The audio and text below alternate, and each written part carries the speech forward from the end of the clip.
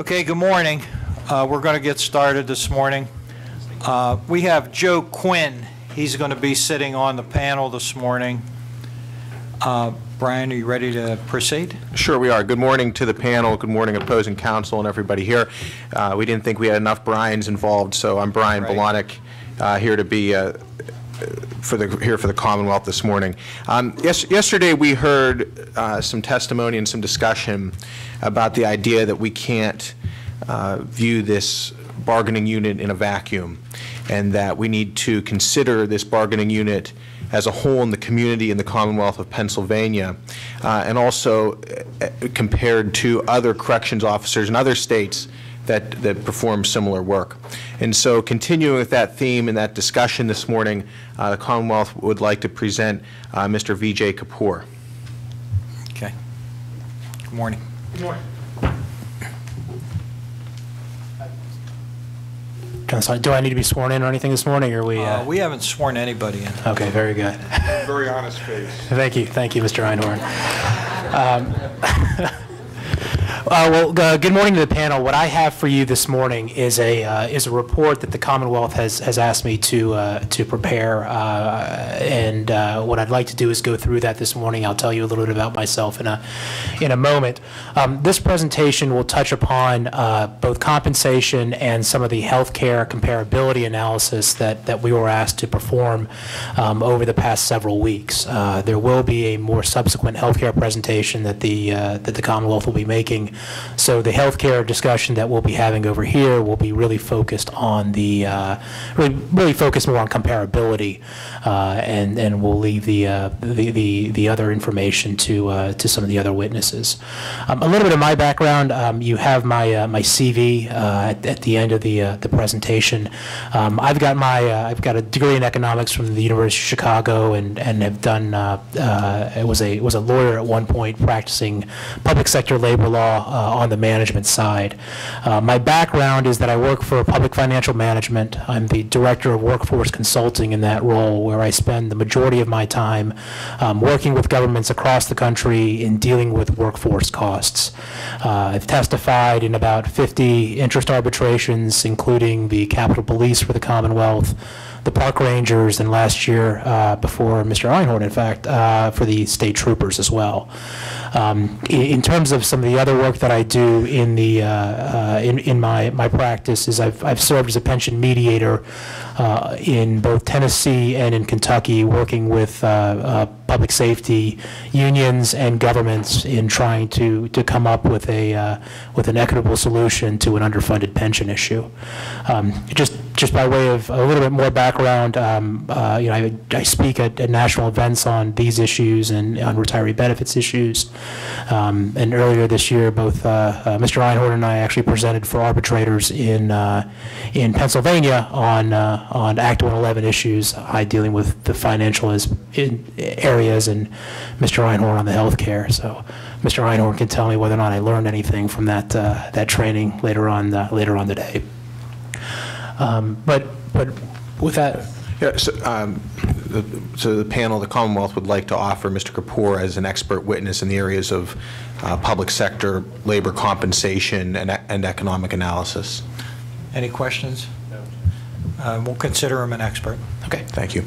Thank you all. So let's start moving through the presentation. What I'd like to do is kind of go slide by slide here, and give you a little bit of a roadmap as to what we're going to be discussing this morning. In terms of the presentation, it's divided in the first section looking at cash compensation. That is looking at the compensation this bargaining unit receives, some of the compensation trends that we've seen, and then looking at some of the comparator employers as they relate to this bargaining unit. The second part of the presentation, as I mentioned, will be touched on healthcare benefits. We'll be looking here at both active and retiree healthcare, and in both of these cases, we'll be talking about some of the trends that we're seeing in terms of settlements and in terms of changes to both active and retiree healthcare. So in terms of looking here on slide 4 at the overview of what we see as it relates to cash compensation, is that if you look at the money that this bargaining unit receives, both relative to other Pennsylvanians, as well as other comparable governments. These bargaining unit members receive very strong wages and benefits. And if you look at both the recruitment and the retention data, you'll also see that this bargaining unit has very strong levels in both recruitment and in terms of retention. In terms of looking at some of the other states that we've looked at two groups. One will be contiguous states to Pennsylvania, and the others will be large northeastern United States states who have a population of 50% or more than Pennsylvania. This is a framework that we've used in many different arbitrations, including the two prior arbitrations that my company has testified at, as well as what we have seen in the state trooper negotiations that I testified in. In terms of the compensation trends, we've seen salary growth here for this bargaining unit outpace historical growth in CPIs. And if you look at the wage increases that this bargaining unit has received relative to other states, they have also outpaced what we've seen in other states. So if we take a look just in terms of some of the background information, in terms of the bargaining unit itself, in terms of headcount as of April 17th of 04, the bargaining unit consisted of a little over 10,500 members and about 53 non-supervisory job titles. The majority of these individuals in the bargaining unit are in the CO1s, and so when we do the analysis and the comparability analysis in this for this arbitration, the majority of our focus has been on the CO1s, and that's typically what we've done here. In addition to CO1s, though, there are CO2s who are the sergeants, and then there are also other positions here performing specialized functions, as well as the forensic security employees who provide their services at the two state hospitals. So if you look at the pie chart here in terms of the overall bargaining unit, again, the majority of these folks are CO1s. You'll also notice here in the 7.1%, those are 753 members who are CO trainees who have just started here in the bargaining unit. And we'll discuss, I guess we'll discuss those in a moment. Back off a little bit on the mic, please. Sure. Is this all right? A little bit more. A little better? You're too much feedback. All right. About 8 inches. Is this all right? Yep. All right, very good. You should have stopped me before. Sorry about that, everybody. In terms, if we look at slide 7, this is the cash compensation and the wage chart that these bargaining unit members receive. When we take a look at the base pay, it begins at $34,238 or $36,011, depending upon the institution. SCI Graterford, I believe, has the higher amount based on the location closer to Philadelphia. What you see here is that the bargaining unit members progress through step E and will continue to progress, and then after 6 years of service, after 5 years, what will happen is longevity pay kicks in at 1%, continuing all the way down to the 29th year of service, where the max base plus longevity for a CO1 is $69,546. For a bargaining unit member promoted to the CO2 category, the sergeant, the max base with longevity is $75,361.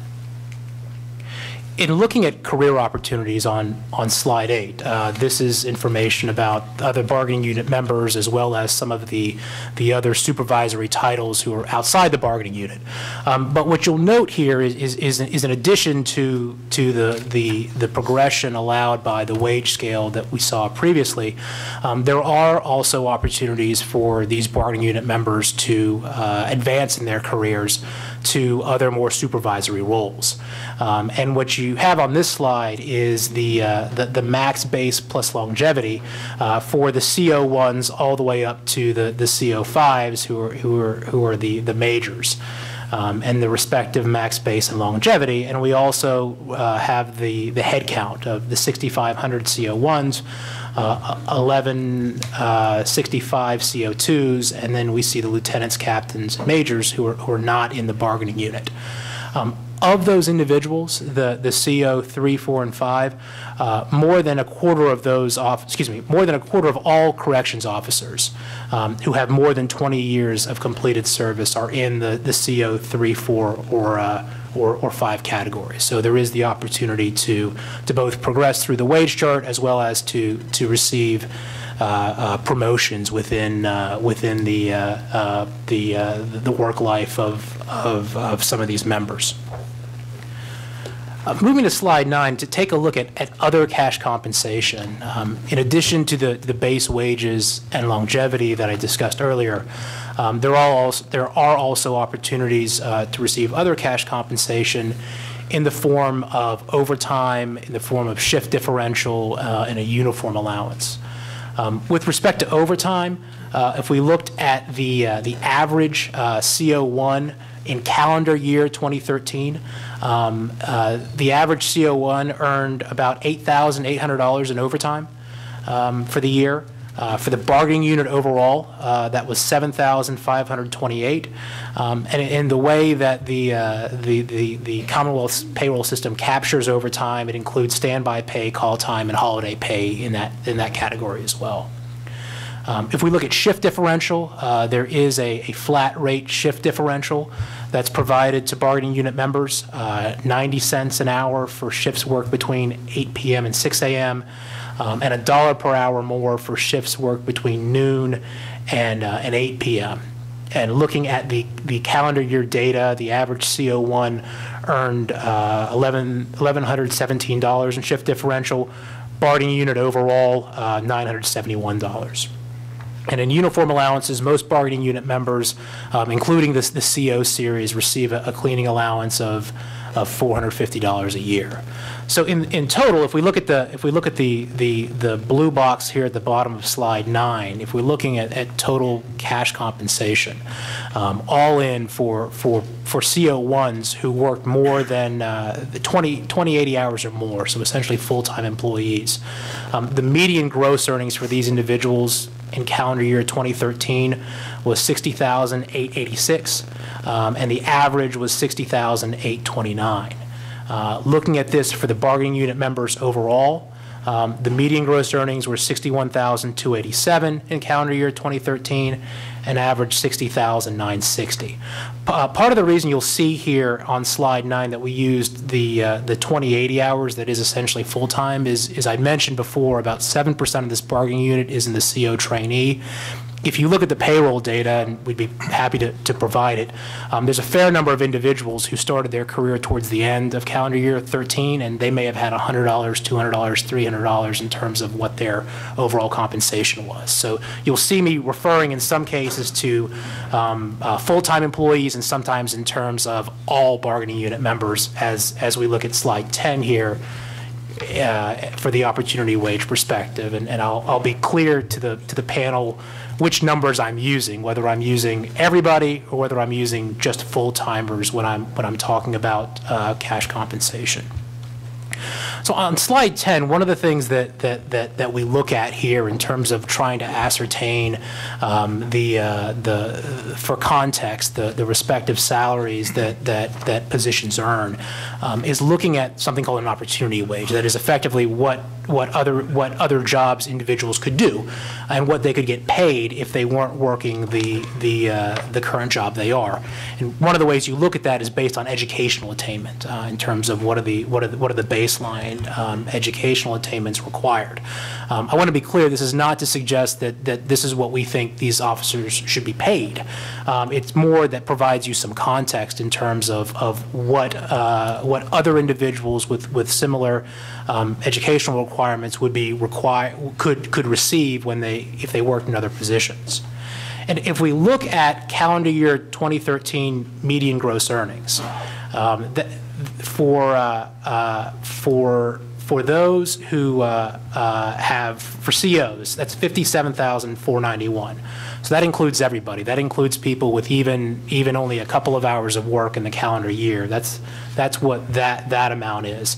If we compare that relative to the median earnings for residents of the Commonwealth who are age 25 and older, that was $35,909 in 2012, which was the most recent data.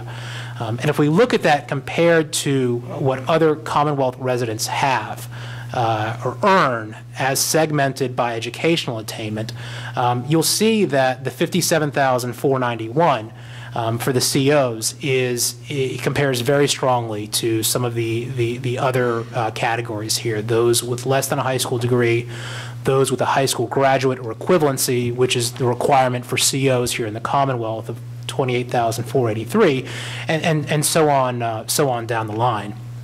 Again, I don't want to suggest here that this is what we think that these individuals should be paid. It's not. But this is some context of if you look outside of the labor market in Pennsylvania, outside of the public sector Commonwealth labor market, what we're seeing in Pennsylvania.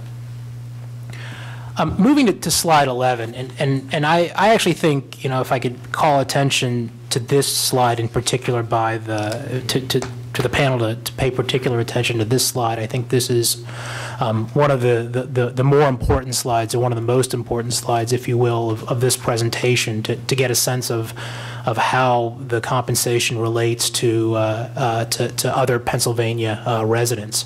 What slide 11 shows you is the median earnings that individuals receive, these bargaining unit members receive at each facility that they work in the Commonwealth, relative to the median earnings that residents in those same counties receive, as well as the unemployment rate.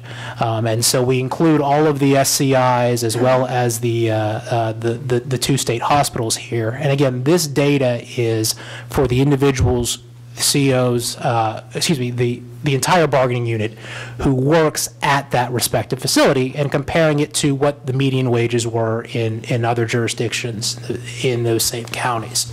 And what you'll notice here, it's kind of hard to read on this particular slide, so we've added another slide here on slide 12. What you'll note here is that the wages that the bargaining unit members receive in these respective counties exceed, in many cases, far exceed the average annual pay that we see in residents of those counties as well.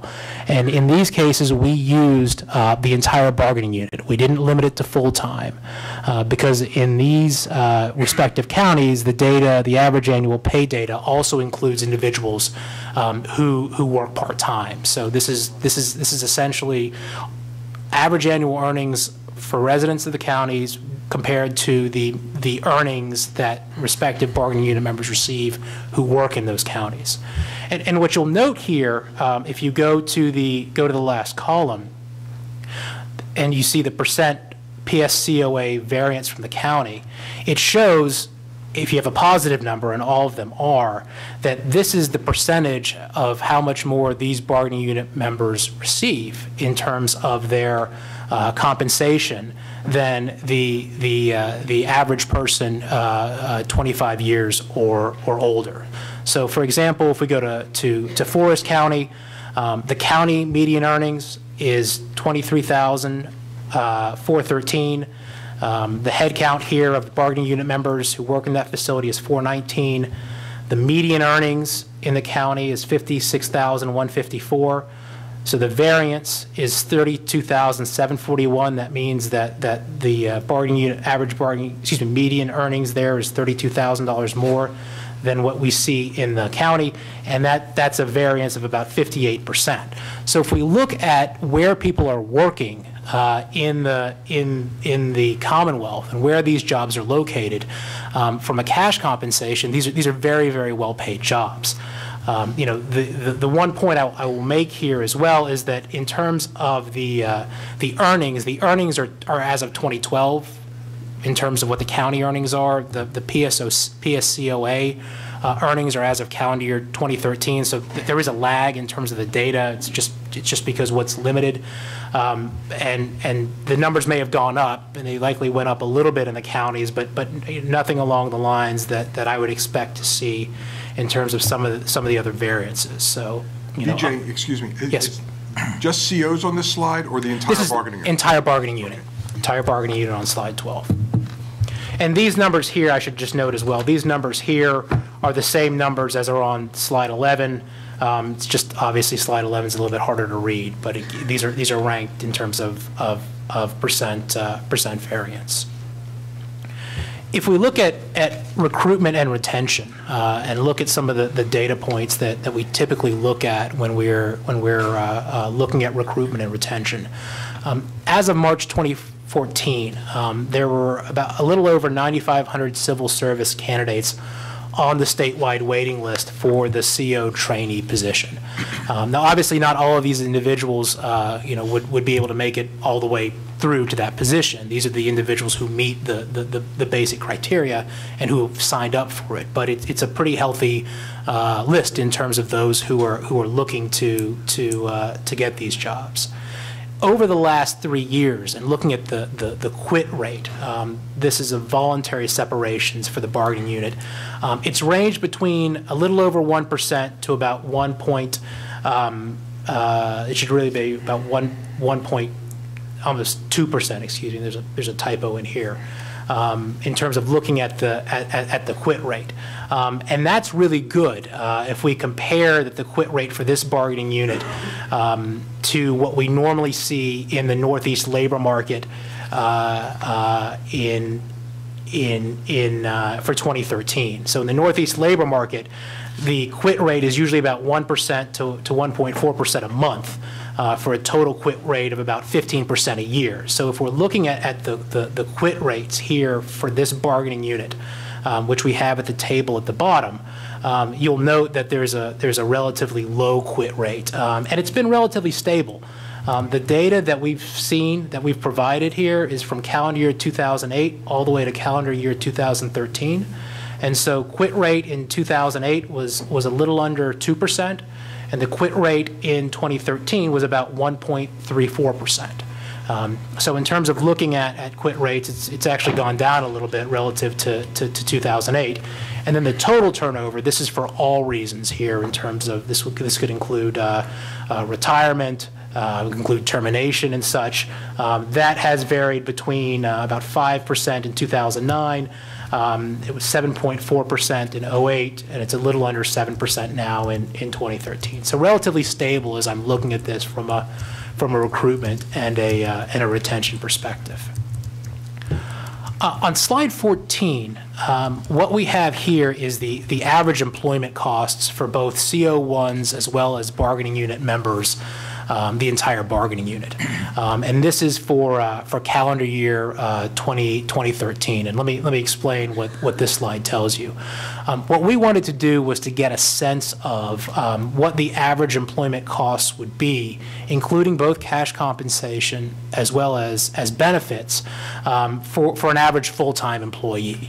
And so what we have here on the top part of the presentation, excuse me, the top part of the slide is the cash compensation. This is total cash compensation. And you'll recall earlier the salary we had, the average salary here was $60,829. These are for full-timers again, 80 hours or more. And for the bargaining unit members as a whole, $60,960. The overtime and shift differential are included in the salary numbers. We have them in italics. We're not double counting these numbers. And then we have the uniform allowance, and that gives you, adding those together gives you the total cash. In addition to cash, though, there was also benefits that bargaining unit members receive in the form of active health care, in the form of retiree health care, life insurance, pension contributions, and costs that the Commonwealth incurs for Social Security, Medicare, workers' comp, and unemployment comp. And if we look at active employee health care, the numbers that we have here are the biweekly contributions that the Commonwealth makes on behalf of employees. The retiree health care is the contributions that the Commonwealth makes for the REHP, or the Retiree Health Care Program. Life insurance is self-explanatory. The pension numbers we have in here are actually, we view as being conservative in terms of what the contribution that the Commonwealth would be making on behalf of these employees. We used a factor of 13.65%, which was essentially what the blended number was, the blended percentage amount applied in 2012, 2013. That number is probably closer to about 19% now. So the number that we use here is actually probably, it's more conservative in terms of what the overall cost would be to the Commonwealth. And so if we sum up these numbers, the total benefit cost is it's almost around $33,000 for both CO1s and the bargaining unit members as a whole.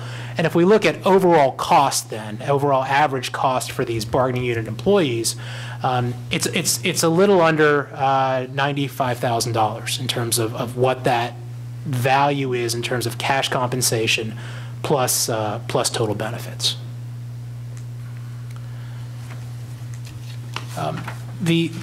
So any questions at this point, or do we all just want to continue to go through? I mean, I have questions, but if you want to go through, we'll go through. Why don't you go through, and Okay. then everybody will get their questions at Sounds the good. end. Okay. Sure.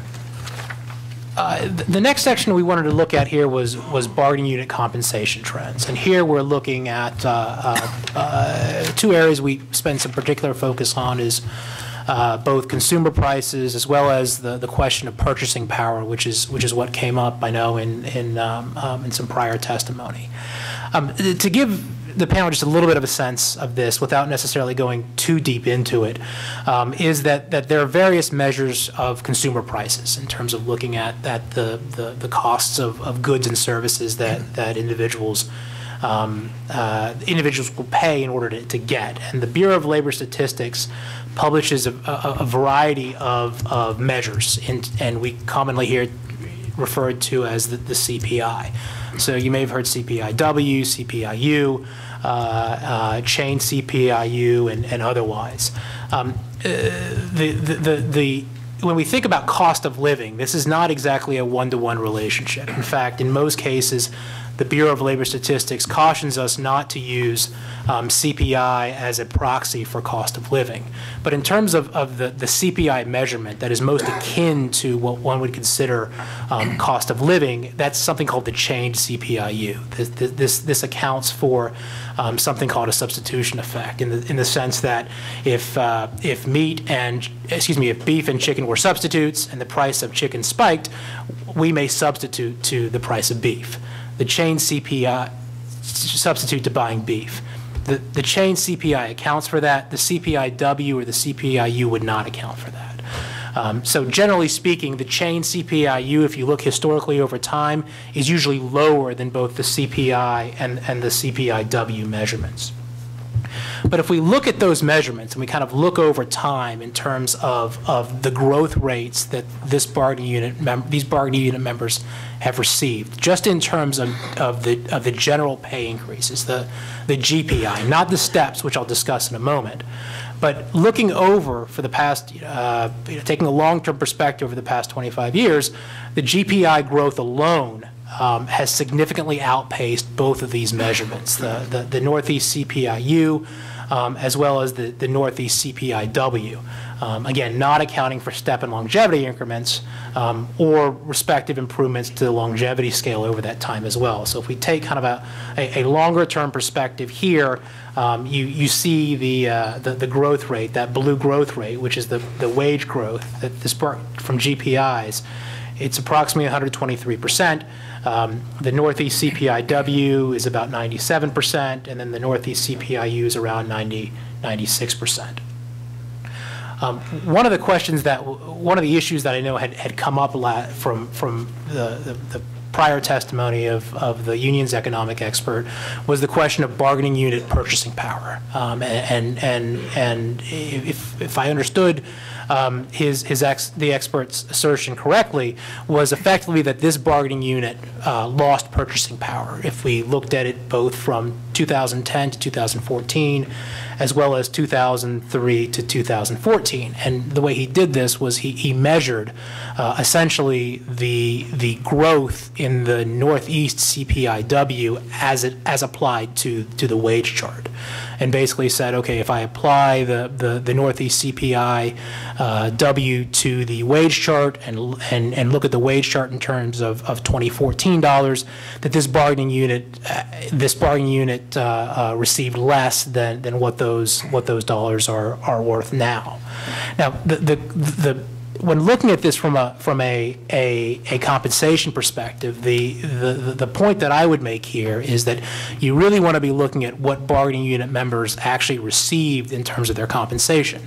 So you really need to account for the wage steps when we're talking about purchasing power, because from the perspective of these employees, they're caring about what they're getting paid as opposed to what the wage chart itself is doing. And so if you include the steps, which we do and we'll show in a moment, what's happening is the actual salary that these individuals would receive is far exceeding the growth in the CPI measurement over this same time period, which means from the individual perspective, his or her purchasing power has actually increased.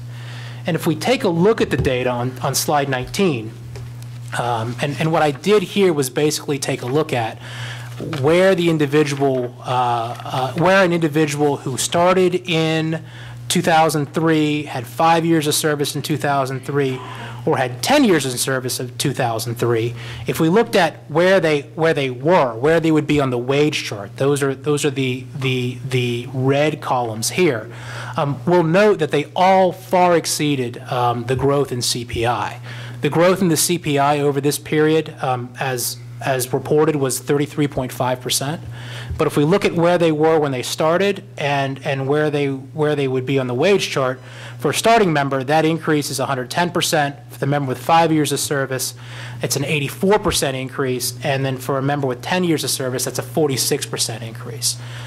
Those increases are a little bit smaller as you get deeper into the wage chart, because some of the steps in the earlier years are more than the 2.6% average that you see bargaining unit wide. So my argument in terms of if you factor in the steps, that the purchasing power for these individuals has actually increased over this time period. The next section that I want to deal with here in terms of compensation is to look at comparator states. And what we did here for our analysis is that we looked at two groups of states. Some of them have overlapping states, but the first group is looking at Northeast Quadrant states. This is north of the Mason-Dixon and east of the Mississippi, with a population of at least 50% of Pennsylvania. And those are Illinois, Massachusetts, Michigan, New Jersey, New York, Ohio, Virginia, and Indiana. We also look here at contiguous states, New Jersey, New York, Ohio, Delaware, Maryland, and West Virginia. And so what we did was we surveyed these jurisdictions. We used the same group for health benefits as well. But we reviewed their pay plans, their collective bargaining agreements. To the extent we had questions, we reached out to these jurisdictions directly to clarify how their wage progressions may or may not have happened. And we provide this information, and we've broken it up in this presentation, both as the Northeast Quadrant as well as contiguous states. Just a couple of points in terms of some of the comparators that we chose relative to the union's expert here, and how we did it just a little bit differently than from the union's perspective. We used the union's expert really looked at the first 25 years of service, highlighting 20-year and 25-year averages.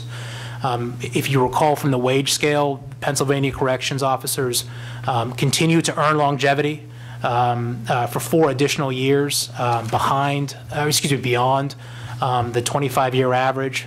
So instead of maxing out at the 67,000 number, 286, they actually max out at 69,546. And if we looked at the actual numbers of bargaining unit members who are in that category, As of April 24th, there were 242 bargaining unit members who had 25 or more years of completed service. So we go up to 30 years.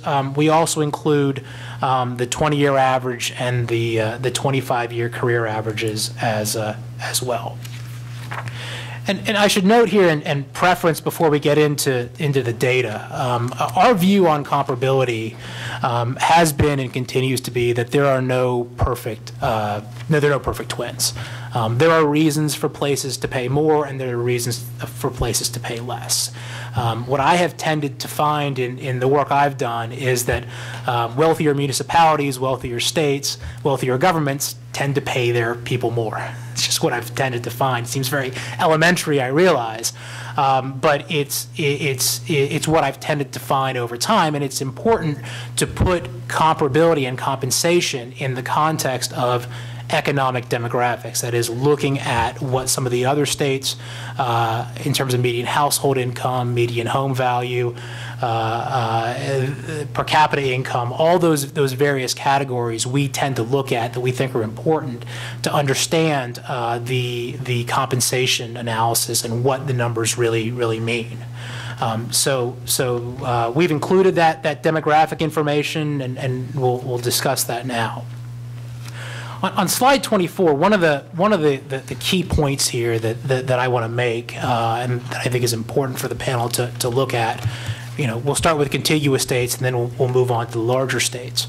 But in terms of economic demographics, both in terms of the contiguous states, and we'll see that other group of states, is that Pennsylvania tends to lag in terms of these economic demographics. We tend to lag in per capita income. We tend to lag in median household income, and we tend to lag in median home value. So what you see on this chart, the 5 of 7's ranking here, is that we're below the median in terms of this group for the economic demographics, and we rank 5 of 7 for these particular groups. We're 2 of 7 in terms of population, so we're one of the larger states in terms of contiguous states. But economic demographics shows us to be lagging towards the end, and so I would expect in that situation to see us to be towards the lower end of the cash compensation spectrum. One other point I'll make here is we've included the Moody's credit rating. Now, Mr. Tartline talked about this yesterday as an indicator, and he's talked about the woes Pennsylvania frankly faces on this. But you'll also see here in terms of credit ratings, we tend to be on the lower end of this as well. Our AA2 credit rating in terms of the contiguous states puts us on the lower end. And so that shows that the rating agencies, from the perspective of economic health, ranking these other states put us towards the bottom. And I'm not sure if Mr. Tartline mentioned this or not, but in the yesterday afternoon, one of the rating agencies, S&P, again warned Pennsylvania and put some more pointed concerns about both the budget concerns they have as well as the pension concerns, and put the state again on notice that it may downgrade unless some of the changes are made. New Jersey has gotten clobbered publicly recently in the bond rating, particularly as a result of their unfunded pension liabilities. So if we look at slide 25 too, just again to give some perspective on contiguous states and looking at the average annual pay across the general labor market, Pennsylvania's average annual pay lags the multi-state median of $52,585 by about 8.5%. So in terms of these states, if we look at average annual pay as an additional factor, we're lagging. We're towards the bottom. We're 5 of 7 as we were in the previous category. But if we look at max base and longevity on slide 26, if we're looking at in terms of what corrections officers receive, these are CO1s and compared to other CO1s, at the max base and longevity, we rank 3rd among these surveyed states. So about almost 25% ahead of the multi-state median of 55,894. So we're, in terms of our max base and longevity, we're only behind New Jersey and New York in terms of these groups, and New Jersey, frankly, is somewhat of an outlier over here, and we'll talk about some of the problems New Jersey had and some of the healthcare changes that New Jersey corrections officers have had to deal with over the past couple of years. But just looking at cash comp in contiguous states, this is where Pennsylvania ranks. That was max base plus longevity on slide 26. On slide 27, if we take a look at the career progression, so what we have here is for these respective states, what is the cash compensation that these individuals earn at the beginning of their career all the way up to the max base. And so here you get the perspective of looking at the various categories and the various years served. What are the other categories? Excuse me. What are the pay received by CO1s in these different years of service? Delaware and West Virginia do not have formal step progressions. So what we have from them is basically their minimum and their maximum. I'll note here that in some cases we've included compensation in addition to what would just appear on the wage chart. So for example, the state of Delaware has a hazardous duty pay of $3,120 they give to all bargaining unit members once they are assigned to a facility. That's usually done after their first year of service. That's included in here. For New York, there was a lump sum payment of $225 in 2014. That was essentially a ratification bonus, if you will. That's included in here as well. So to the extent you had compensation elements like that, we've included that in here to make really an apples to apples comparison in terms of what the compensation is. Now, moving to slide 28, taking a look at the large northeastern states, the other states that we've included in here, in addition to the contiguous states that are considered large northeast states, are Illinois, Indiana, Massachusetts, and Michigan here. And again, we look at the same type of analysis. What are the economic demographics? And here again, Pennsylvania is towards the bottom in terms of per capita income, median household income, and median home value. We're 6 of 9 in per capita, 6 of 9 in median household income, 6 of 9 in terms of median home value. And again, our bond rating is towards the bottom of this group as well. Illinois, again, I will point this out in terms of the credit rating, has an A3 credit rating, which is the worst of all these groups. Illinois has really gotten clobbered as well in terms of their retiree health care and their pension liabilities. They have some of the most severe of those in the country, and the rating agencies have taken note of that.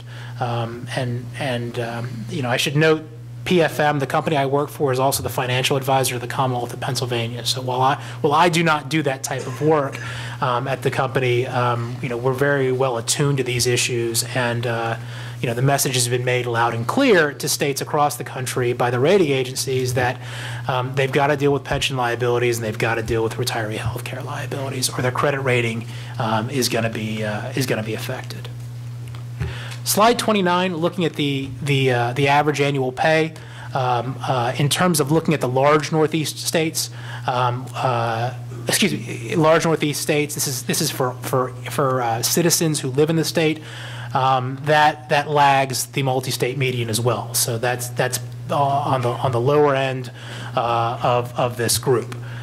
Which again would suggest to me, you know, if we're looking at economic demographics, that the compensation that the employees of the state would receive would be on the lower end.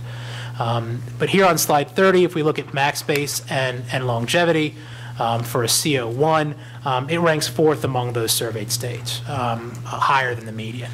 Again, New Jersey, New York is ahead. Massachusetts is as well. We're ahead of Illinois, ahead of Virginia, Michigan, Indiana, and Ohio as well. And again, on slide 31, we provide for you the career progression. So if you're looking at some of the various groups or various time period, this provides you with that information. Looking at the career progressions and including where applicable the other types of pay.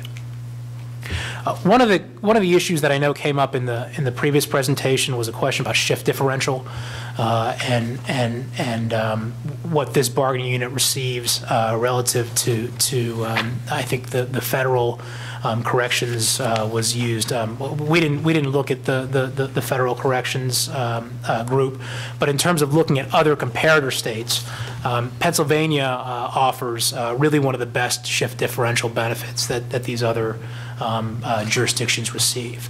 New Jersey, Indiana, West Virginia, and Virginia don't have shift differentials. Most of the other states have a flat shift differential, as Pennsylvania does. That is a flat dollar amount per hour. Both Michigan and Delaware, those are the only two states that have a percentage shift differential amount. So what you have here again is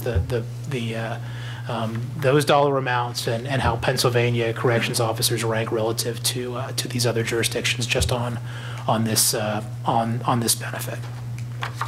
In terms of looking at compensation trends now and looking over the past couple of years as to what agreements have been reached, what arbitration awards have been provided, looking at cash compensation, I don't think it, I know for some of you who've heard me testify on multiple occasions, you hear me talk about the difficulties that states and governments have faced over the past couple of years, and I'm frank with you, I'm as tired of talking about it as you are of hearing it. But the reality has been, over the past really 4 to 8 years, state governments in particular have faced a severe economic crisis. And that has been reflected in the bargaining unit, either agreements or compensation that has been provided over this time period. If we look at what the PSCOA members have received, they've received 1 to 3% annual GPI increases and/or step or longevity increments in each year of the current contract period, from July 1st, 2011 through June 30th of 2014. The 3% was the 2% and the 1% here added together.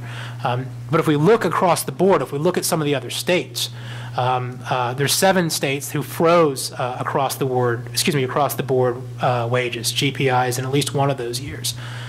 Delaware, Illinois, Michigan, New York, Ohio, Virginia, and West Virginia.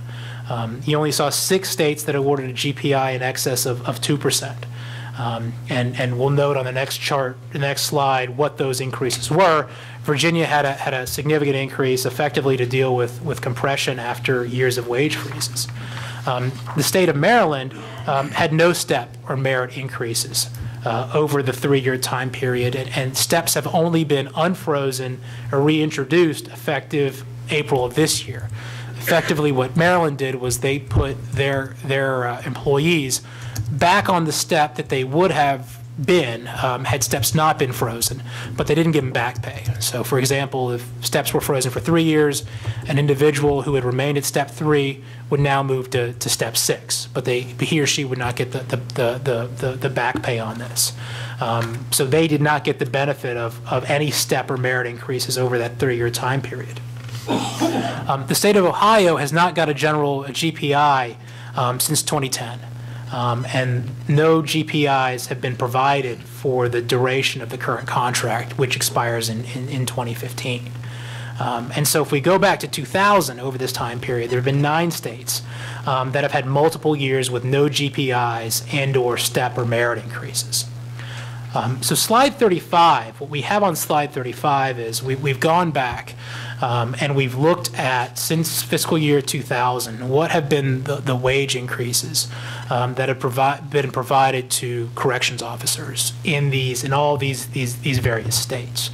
And what you'll note here again is just the differences and the freezes, and frankly the lower wage increases that we've seen over the past couple of years. Certainly different than the trends that we saw if we'd gone into the 90s. There's a lot of zeros that you see here in red.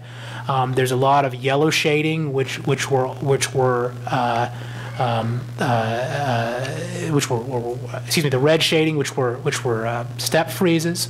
If you look at the state of Ohio here that I mentioned before, from fiscal year 2012 to 15, they've gotten zeros.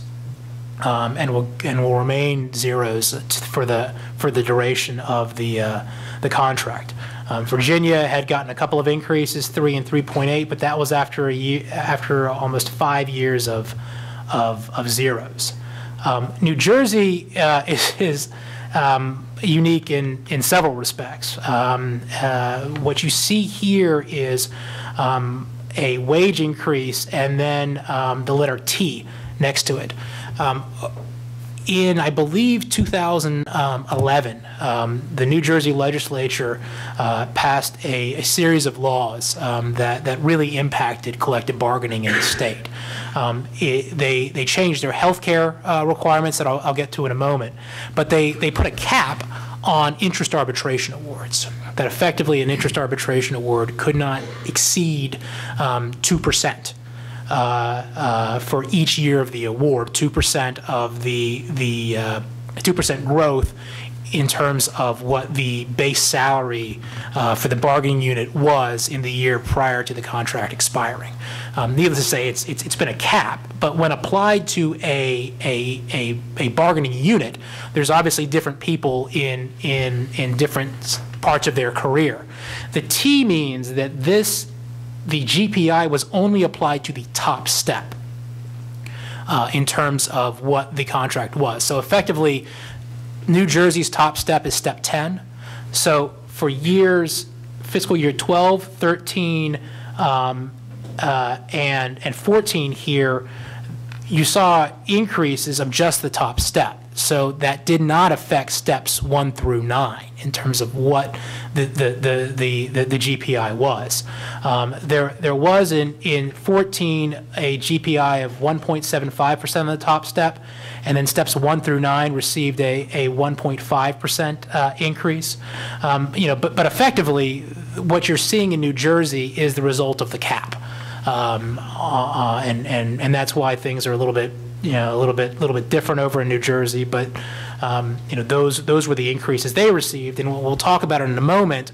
Some of the significant healthcare changes that were also legislated in New Jersey, requiring many of these corrections officers to start to begin making premium contributions in the 25% to 30% range.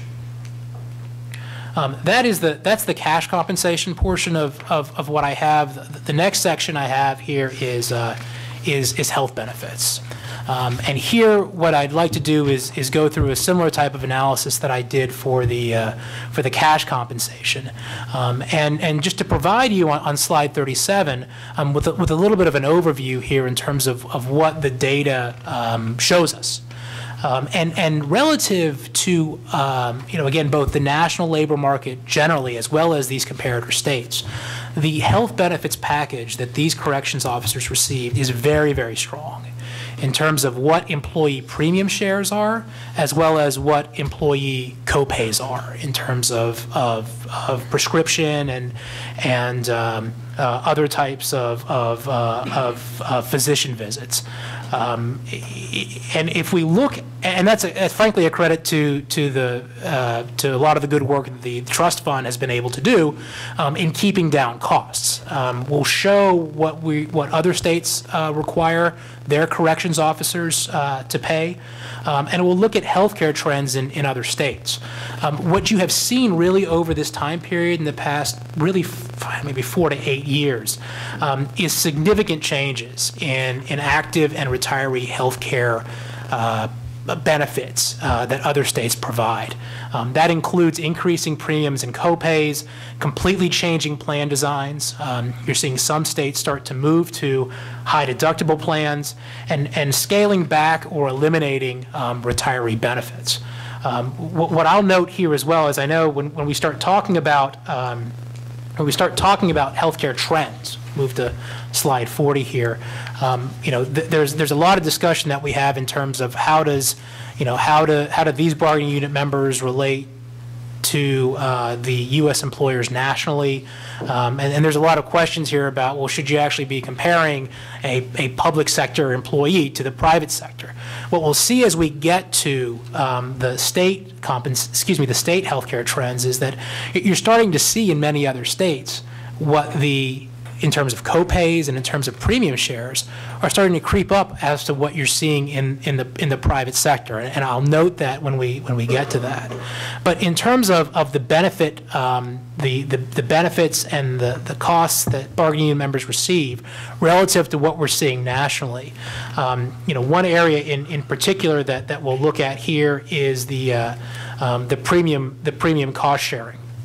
So employees here contribute 3% of their biweekly gross base salary, or 1.5% of that if they're participating in the Get Healthy program for single and family coverage.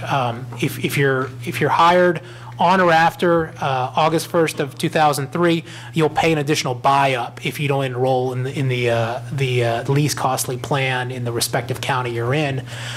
Those individuals also need to buy up if they're new hires for the first 6 months of employment.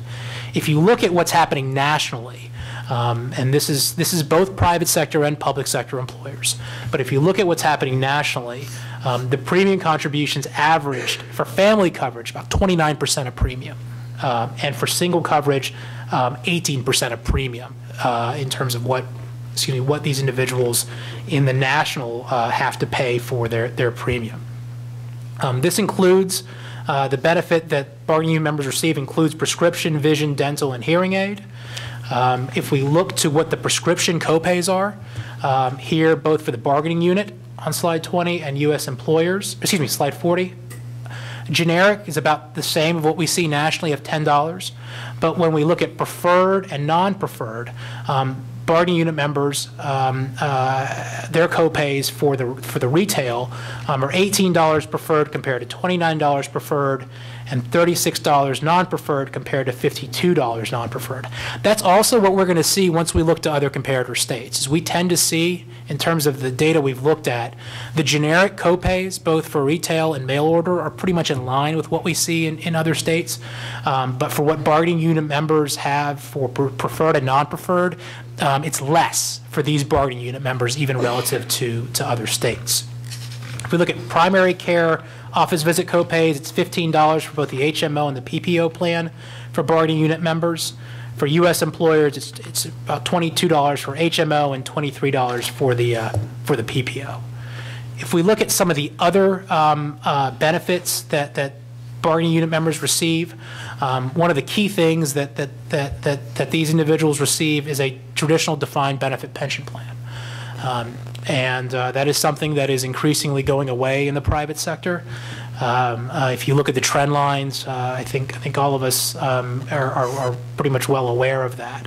But if you look at what the multiplier is at age 50 retirement, the calculation is 2.5% times the year of service times the final average salary for the AA and A4 classes of service. If you're hired after 1/1 of 2011, the multiplier goes down. There were pension changes in 2011. In addition, what's also an increasingly important benefit, and one that we're seeing scaled back and practically gone in the private sector, is post-retirement medical. And that these individuals do receive, if they work the appropriate years, medical and prescription coverage under the REHP, that is the Retired Employees Health Program. And if we look at other supplemental, there is also group life insurance that's provided to these employees. But the two very significant benefits here for corrections officers are the defined benefit pension and the defined benefit post-retirement medical plan. In terms of comparability, slide 42, we're looking at the same plans, same states. Now we're going to move to that. As we looked at earlier, unless we've otherwise noted, most of these plans are compared with regards to what is effective as of July 1st, 2014. In a couple of these cases, we were only, some of these places were changing July 1st, 2014, and so we weren't able to get the specific data we wanted, but I'll note where that is. And these, again, are plans that are shown for those covering corrections officers. Moving to slide 43, if we look at premium cost sharing and plan offerings, and looking at other states, for all of these states, effectively, for both corrections officers and what would be considered their general workforce, sort of their general rank and file, they have the same benefit plans and the same premium co-share structure that these other plans have. So in terms of Pennsylvania, in terms of where we are now, the 1.5% Get Healthy waiver or the 3% without the Get Healthy waiver is what's applied to everybody except state troopers. That is going to change for effective July 1st. For other Commonwealth employees, excluding state troopers, that's going to go to 2% if you're in the Get Healthy program, or 5% of pay if you are not in the Get Healthy program.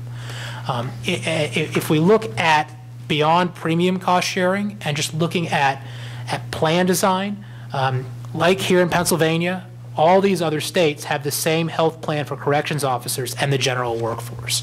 And I'll note too as well, in terms of these various states, you know, Pennsylvania has the PEBTF, the joint employer and employee plan, where these employees get their benefits from. My understanding is for all of these states, there is not a similar type of plan. They're all essentially done through the various state governments. Ohio, the dental and vision is provided for by essentially a joint by a union plan, but the rest of these effectively are all under the same house.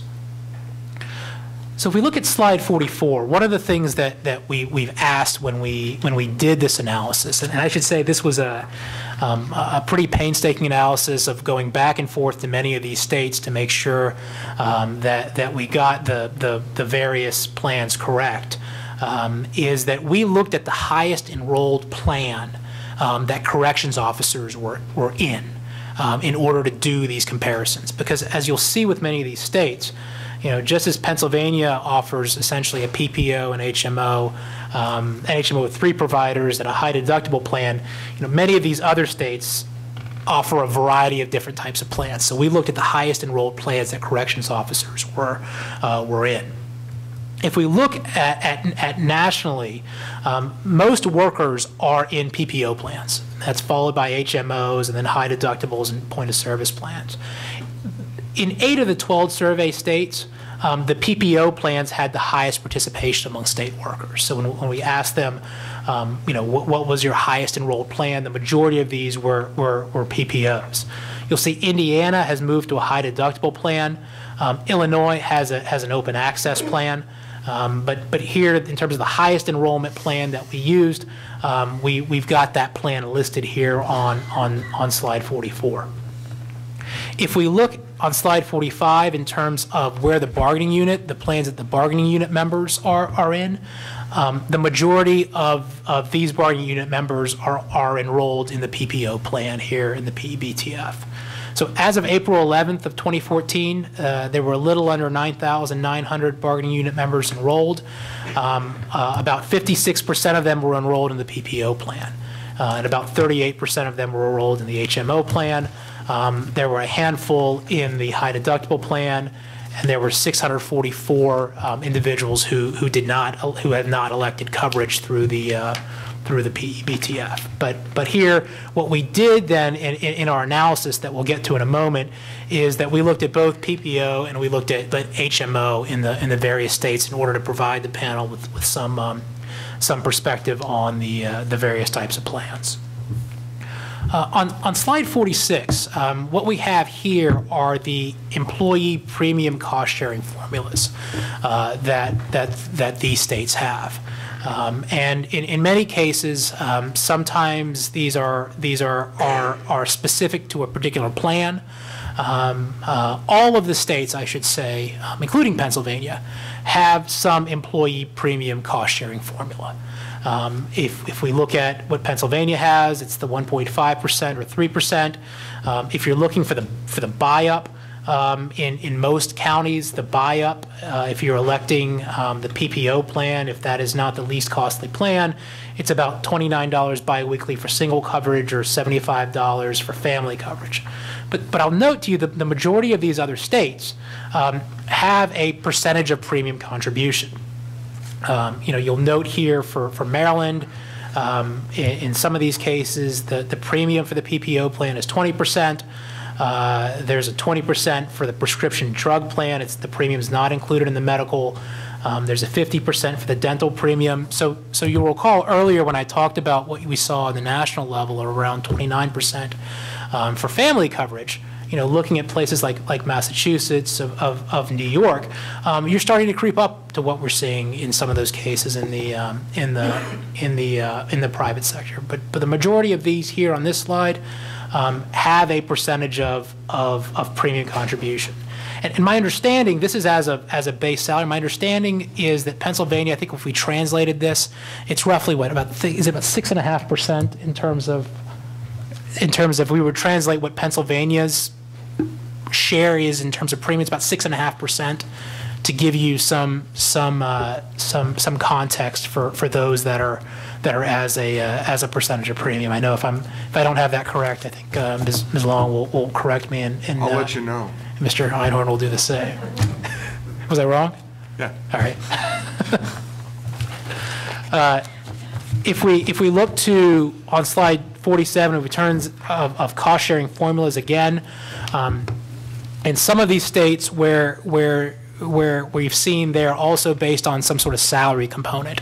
That is places where individuals earn certain salaries. They either have a flat dollar contribution depending upon the plan. That's true in Illinois.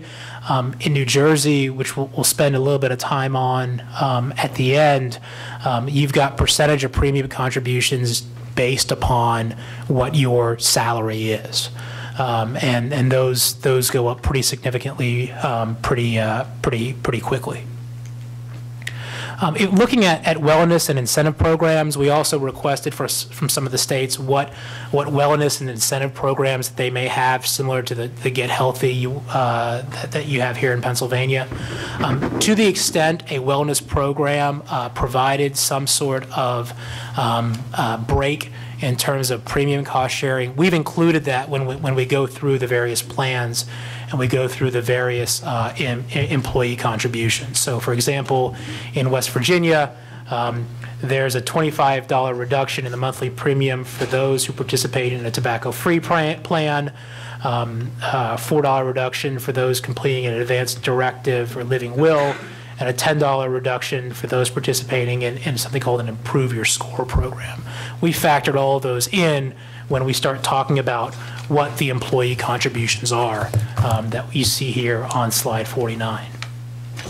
So this section is, what we'll first do is go through the PPO plans. We'll look at the highest enrolled PPO plans that corrections officers are in the respective states. And what we've done here is we have applied whatever the premium sharing amount has been to what these individuals would pay for single, employee and spouse, employee and child, and family. In some cases, for the places that have some salary component, we've made an assumption as to what that might be, and we've noted that here. But we've included the prescription, we've included dental, and we've included vision. So in terms of looking at the highest enrolled PPO, these are monthly premium costs. For Indiana, the single coverage is $390, employee and spouse is $1,100, and that's true for employee and child and family. And so what we've got here is the Pennsylvania premium. This is applied with the Get Healthy plan, $59.93 for the single, That's not including any buy-up. 70.02 for the employee and spouse and an employee and child. So for single as well as family coverage here. And this is applied to, I should say, for Pennsylvania, we've applied to it the salaries of the bargaining unit members, the average salary of bargaining unit members who've elected the PPO. So we've drilled down to that specific that specific number. So you see here for single coverage, and for the post 8103 hires, that includes the buy-up here. And you see Pennsylvania in terms of the rank. For all of these jurisdictions, the PPO was at the bottom here for the pre-8103 hires. That again, in terms of what the employee premium contributions were. For the highest enrolled PPO, some of the other things that we've done now here is looked at what are some of the various components of the different plans. For the highest enrolled PPO, looking at annual deductibles here. So while most states require an in-network deductible in their highest enrolled PPO plans, this bargaining unit doesn't have a deductible. And here we've got the Kaiser survey data of what we see nationally. For office visits copays, they're roughly in line with what we see in other states. The $15 for Pennsylvania, a specialist of $25. That's, I would say, roughly in line with what we're seeing in other states, but below the national averages. In terms of the retail prescription copays, generic, we see it's roughly in line with what we see again in the other states. And again, I'll refer you back to the Kaiser survey of the $10 in the generic. But if we look at preferred and non-preferred, we see that Pennsylvania is on the lower end of here, $18 and $36. Again, that's consistent with what we saw on the national numbers as well. And again, you're starting to look here on the prescription end of some of these states kind of catching up here with what we see in the national area. New Jersey has a very low prescription, but again, they have a % of premium contribution, and so while they may not be paying it in the copays, they're probably going to feel that in the premium share that they're paying, because obviously the lower your copays are, generally speaking, the higher your premium is going to be. But this is what the data is for retail prescription. For mail order, similar story. Here, in fact, the generic is a little bit lower than what we see in other states for mail order, and both the preferred and non-preferred prescription is much lower than what we've seen in other states. If we take a look at the highest enrolled HMO now, looking at the HMO plan, where about 38% of the bargaining unit is in, we again do the analysis of looking at the monthly cost here in terms of what Pennsylvania has relative to these other jurisdictions. And here, again, looking at with the waiver, you've got Pennsylvania corrections officers relative to these other places paying the least amount in terms of monthly premium for single employee spouse, employee child, and family. Neither Ohio nor Indiana have an HMO plan, so we didn't include them. Looking at deductibles for the HMO, most states don't require an annual deductible for the HMO, and Pennsylvania is similar there. Looking at office visits copays, here we see kind of similar in terms of office visits for primary care and specialist. For the retail prescription, similar story to what I said before. Generic is roughly in line with what we see in both the preferred and non-preferred. Corrections officers here pay less than other states and nationally, and same thing here with the mail order prescription copays. In looking at retiree medical, retiree medical is really all over the board when we look at other states and the plans that they offer. This has been an area in particular where states have been pretty active in terms of changes to benefit design or requirements for employees or retirees to pay more, particularly as it relates to spousal coverage. If we look at Indiana and Virginia, effectively, they require the employees to pay the full price for retiree health care. They're allowed to stay on the plans, but they've got to pay the full amount. Other states will contribute a percentage of premium based on a retiree's years of completed service, and then that retiree will have to pick up the rest. For Pennsylvania, for eligibility for full benefits, you've got 20 years of service and age 50, and retirees pay 3% of final average salary as used by CSRS for the pension purposes. Then upon reaching Medicare eligibility, that contribution rate is reduced to 1.5%. I believe that was reduced. This cost was reduced in the last interest arbitration proceedings, where it had been. Actually, I don't think I'm correct on that. This is what the cost sharing formula is. My apologies. Looking at eligibility for full benefits, we've got 20 years of service and age 50 here in Pennsylvania. But if we look at all the other plans, there is a fair amount of employee cost sharing here, and generally a switchover as well once employees become Medicare eligible. And here on slide 61, again, I'm not going to go through every single one of these. I'll talk a little bit in a moment about the trends, but needless to say, in many of these states, there's a more significant movement to ratchet back retiree health care.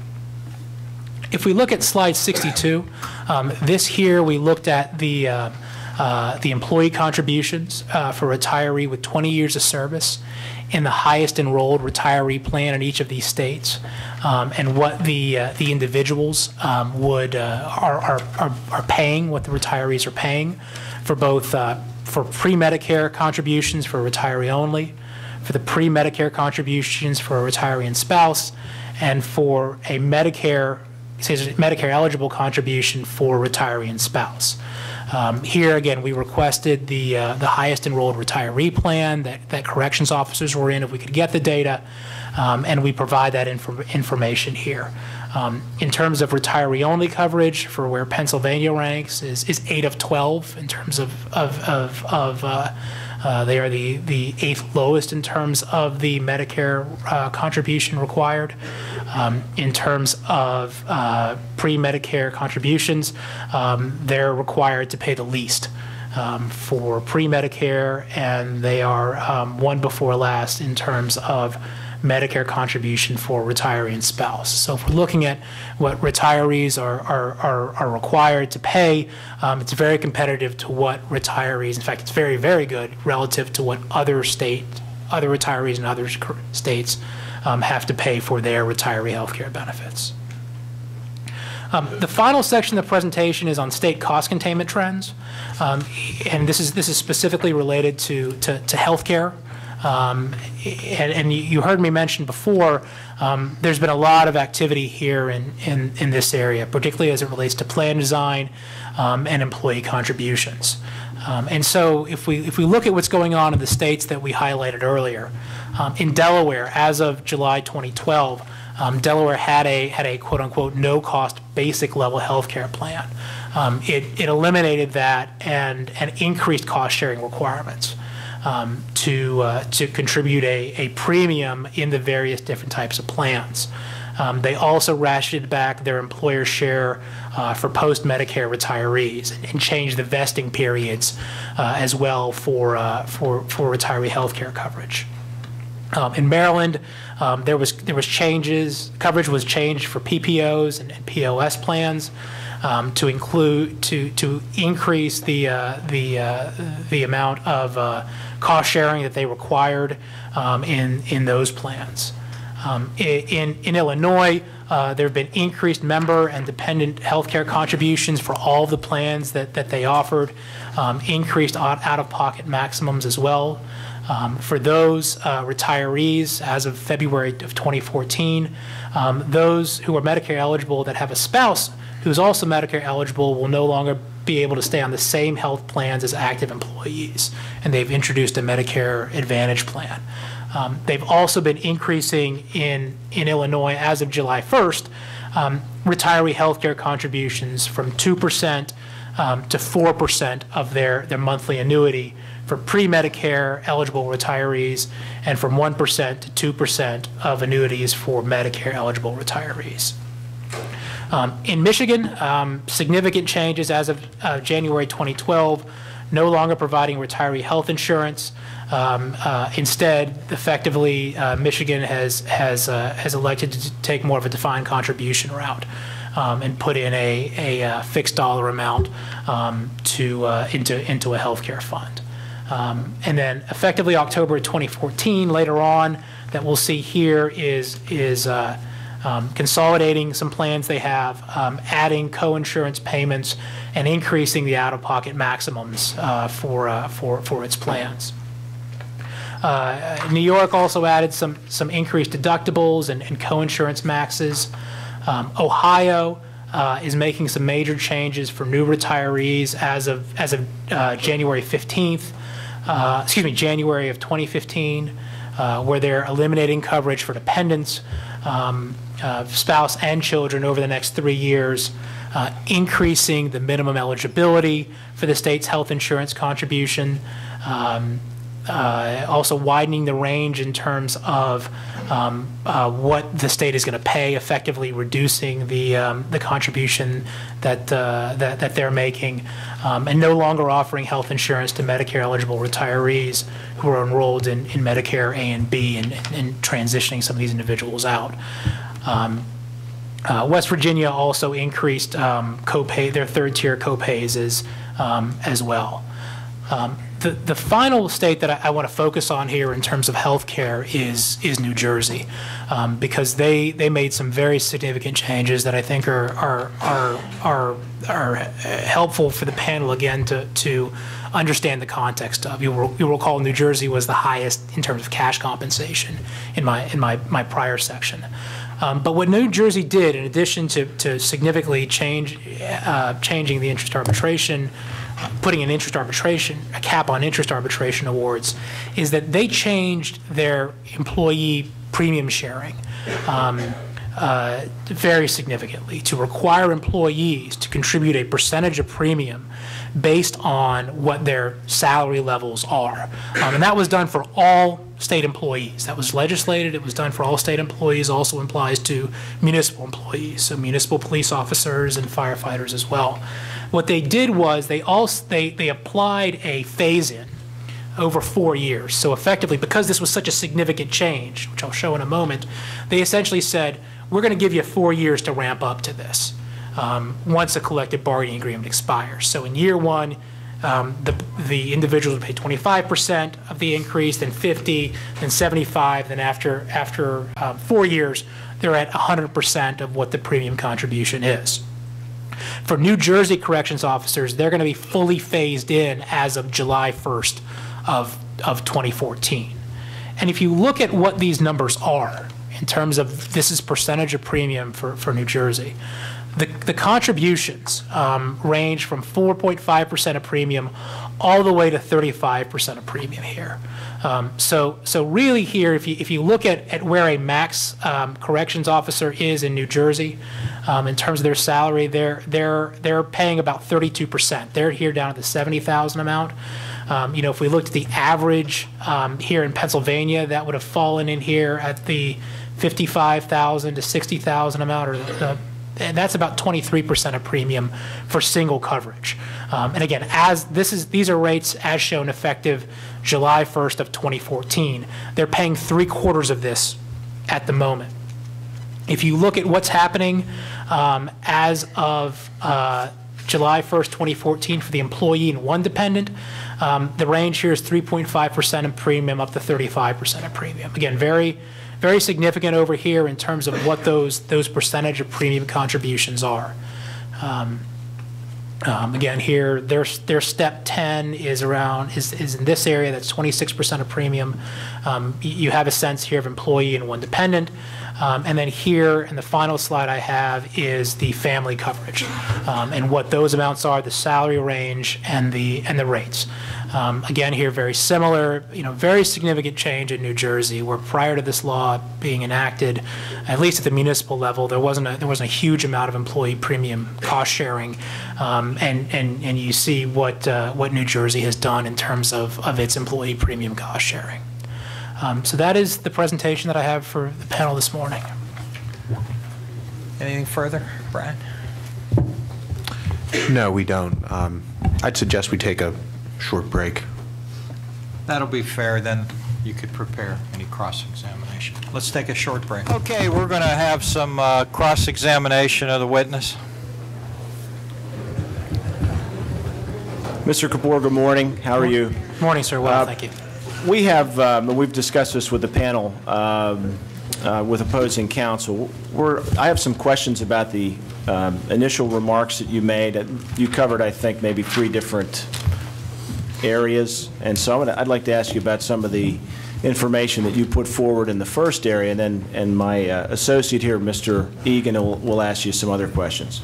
Will that be okay? Yes, sir. All right. At the outset of your presentation, you were showing what I think the maximum compensation rate was for CO1s and CO2s. Do you remember your slide on that? I do. I think it showed 29 years of service, where they would be at 29 years of service. That's correct. Slide 7. Yep. Okay. So when you prepared this, did you conduct any analysis on the number of H-1 bargaining unit members? Actually, that's a bad question. The number of CO1s and the number of CO2s that actually hit the max? In terms of the, I did not know the absolute max. I know there were 240 some with 25 and over, but not the. I don't have a maximum in terms of at the 29th year. Okay. Now your slide about you said 240 some. It was actually 242, I believe. Okay. You said that there are COs that earn additional money beyond 25 years. And there were 242 that made it there. Is that right? I believe so, yes. Okay, so that would be a mixture of CO1s and CO2s. That's correct. So if my math is correct, with a bargaining unit that has about 10,600 members, does that sound about right? That's 242 is about 2% of that. Does that sound right to you? It's a low percentage, sure. Okay. Now, also, I think when we look at slide number 8, you had information there on different ranks, CO1, 2, 3, 4, 5, what their role is, their maximum base plus longevity, and then the numbers of employees that fall into those various categories. Now, I'm interested in the final bullet point there. It says more than 1/4 of all corrections officers with more than 20 years of completed service are the ranks of CO3, 4, or 5. So those 3, 4, or 5, those are non-bargaining unit positions, right? That's correct. So in terms of folks in the Department of Corrections, only those that have been promoted beyond the CO2 classification, or of the people that are beyond the CO2 classification, in the 20-plus year category, that's more than 25%, so more than 1/4. That's correct.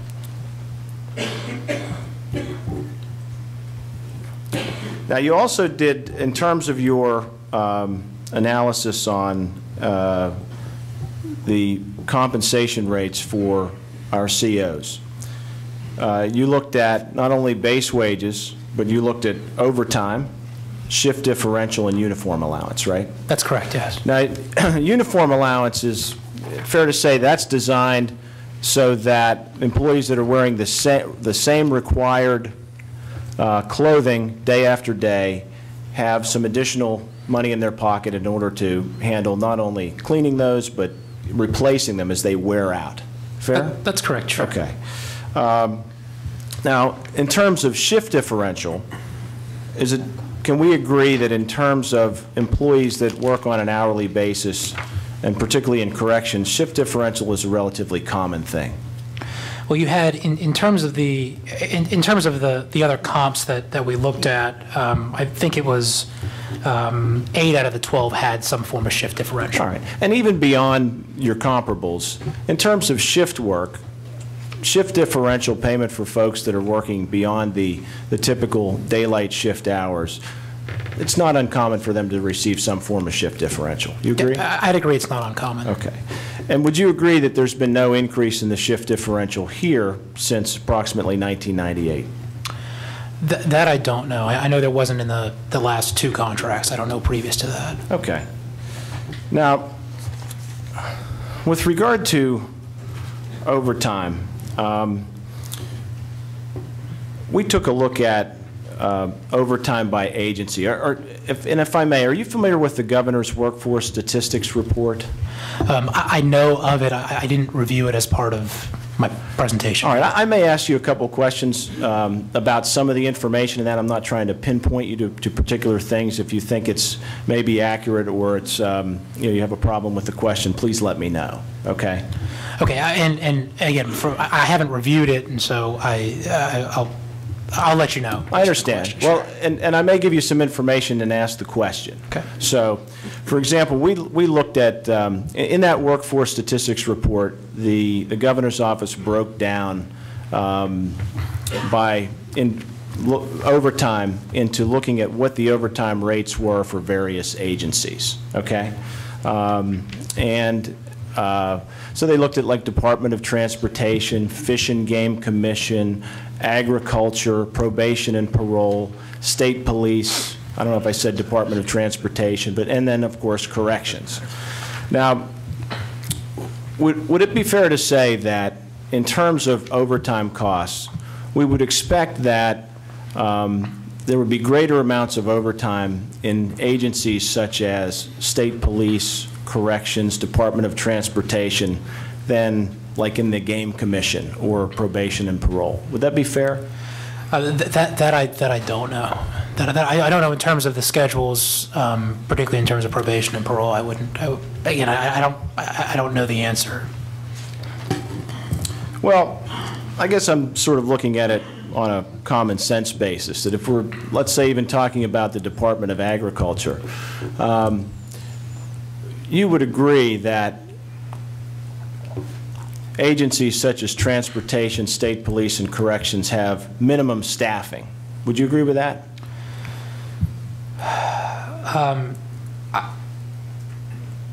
In terms, I don't know if there's.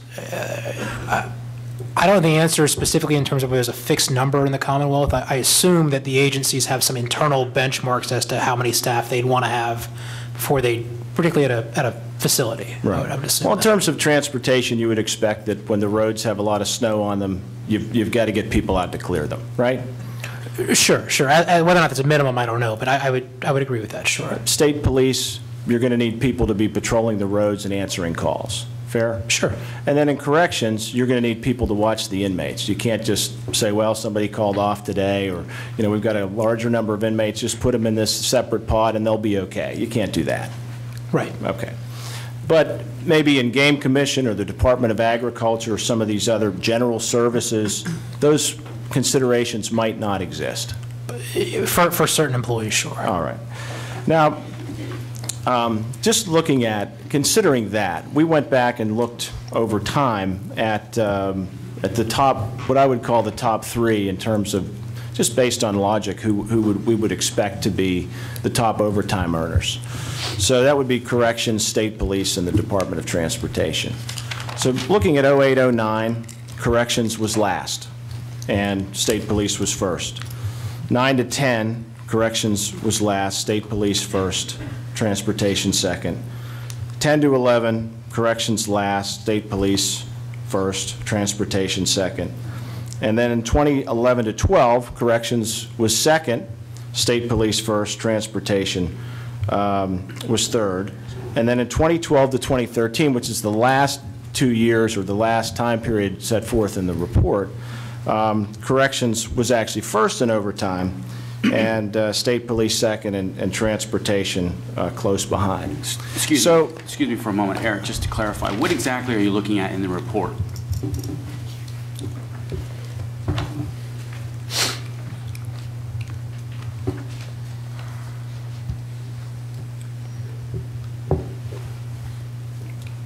This is, well, I can show you. That might be the easiest way. Well, maybe if you just explain it, because I don't know if you explained what the chart's indicating.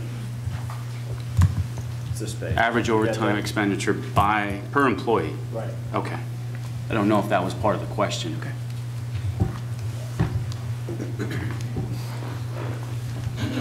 Yeah, so just to be clear, the chart is average overtime expenditure per employee. Okay. So, can we agree that in terms of overtime, in institutions that have a need for people to be there every day, you know, maybe a heightened need like state police and corrections, that staffing or understaffing can have a direct impact on overtime costs? Staffing is, you know, could, in the abstract, sure, staffing would have an impact on overtime costs. So well, are you aware that in, I think it was December 2012, Department of Corrections had a hiring freeze? I'm not aware of that, no.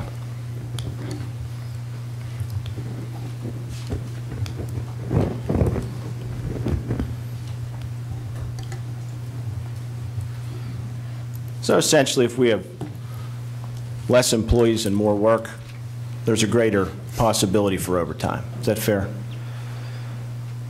If you have less employees and more work, right, you could. On the other hand, if you're, the premise of your question, I think, was including transportation, state police. If they have more employees, then their average may go down. So I guess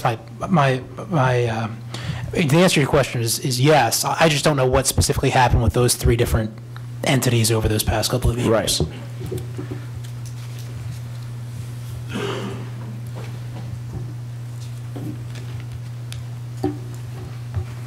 Now, you had a slide. I think it was slide number 10. Let me see if I can locate it.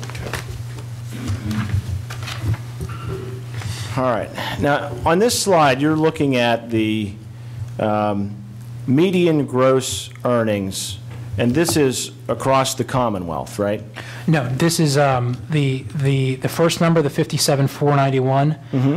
That is just for CO1s. Right. And then H1.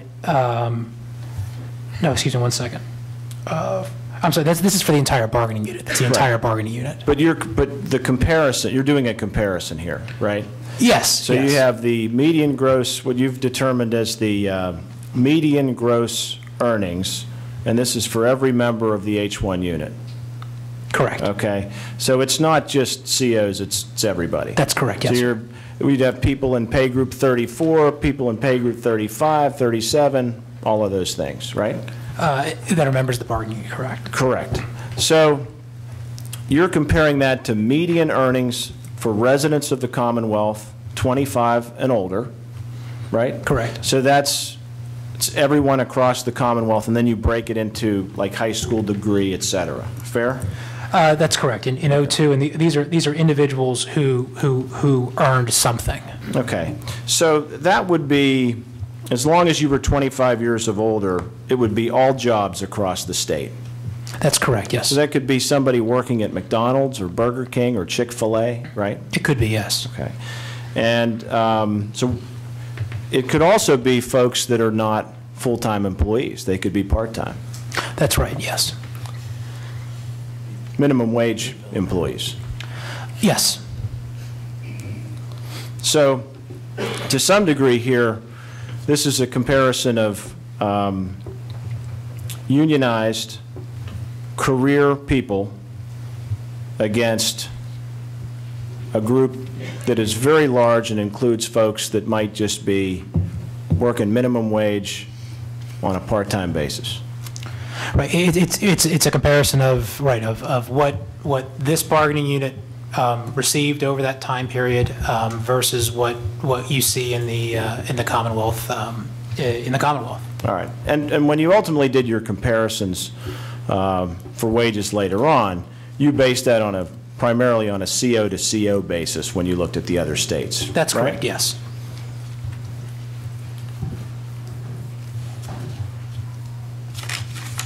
Now, on page 11, we have, I guess, a similar analysis, except you broke it down by counties where the SCIs are located. Is that right? That is that is correct. So it's not every county. No. So, like, we don't have Berks County, we don't have Bucks County. We just have these, which are for the most part rural counties. I mean, there's going to be a few exceptions. Is that right? That's correct, Okay. sure.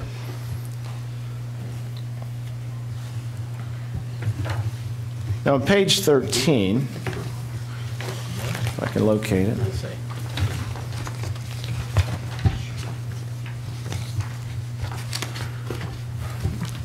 I believe this is the quit rate slide, correct? That's correct.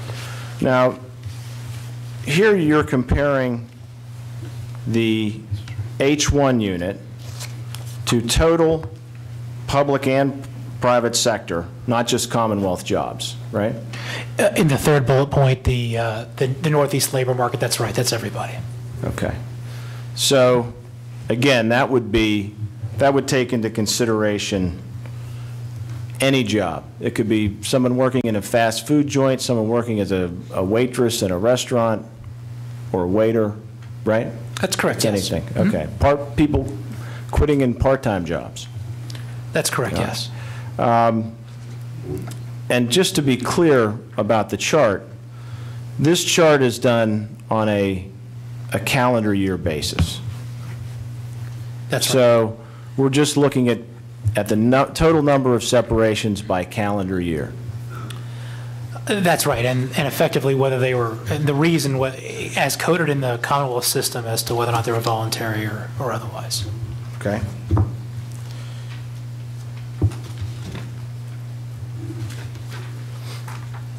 Now, in addition, since you guys are following along on the workforce report, let me find my next area.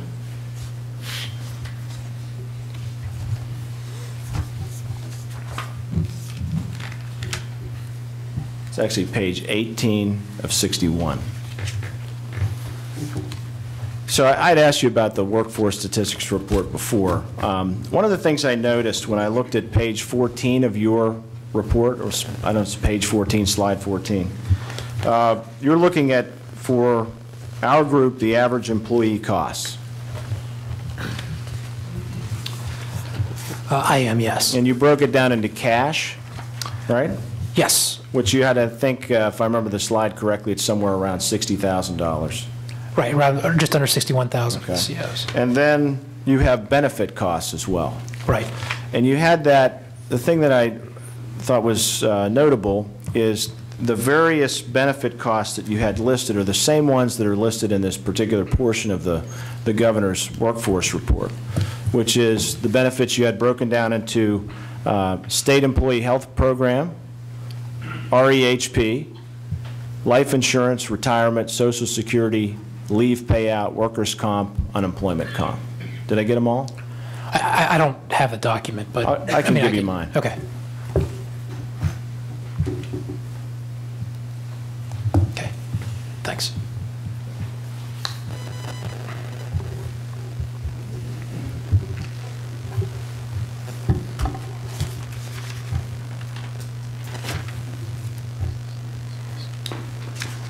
Okay, do those categories pretty much match up to yours?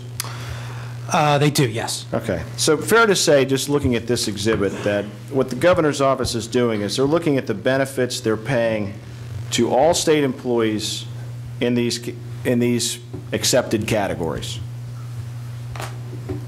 That's right, yep. Okay. And then what they do in terms of these fringe benefits is, with this chart, they're breaking it down into how much they're spending per category. Right? Right. Means of analyzing, geez, how much are we paying per employee, for all of our employees in terms of health care, in terms of retiree benefits, et cetera. Right? That's correct, So yes. they can measure what are we spending the most on, what are we spending the least on. That's right. Okay. So, on a per employee basis, let's just deal with health insurance. That's that first column. The health insurance looks like 89 to 99, 35.79% of the total spending on employee benefits. Fair? That's what this says. Okay. So this is 35%.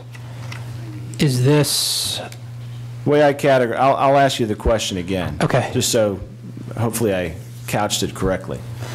On a per employee basis, the health insurance was 35.79% of the total spending on employee benefits. historical average per employee state? Okay, so I'm sorry, just to make sure I understand this chart, there's a column here at the end that it's cut off, but I think it's total average benefit costs.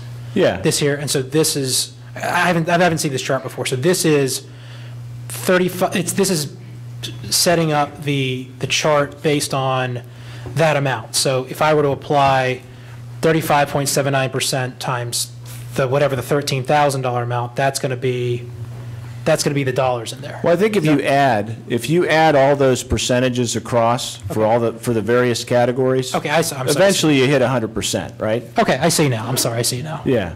So, I mean, at the very end, if you want to, there's an analysis based on wages, et cetera. But in terms of just what they were paying on benefits, and again, it's all the benefits, health, retiree health, Social Security, all of that.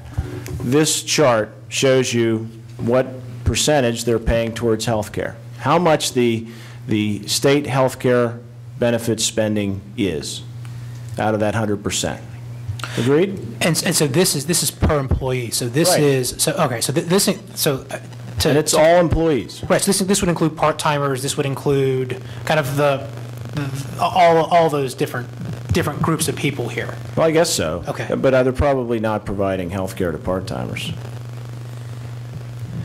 Okay. Right. But I assume that would still be the denominator, though, if it's per employee. Probably. Right. All right, but let's just deal with the percentages. Okay. So on a percentage basis, we start out at 35% and 89.99, right? Yes. Goes up, and I'm just going to skip through. It's 98.99, right? He said 88. Oh, did I say 89.99? Yeah. 98.99. Thank you for that correction.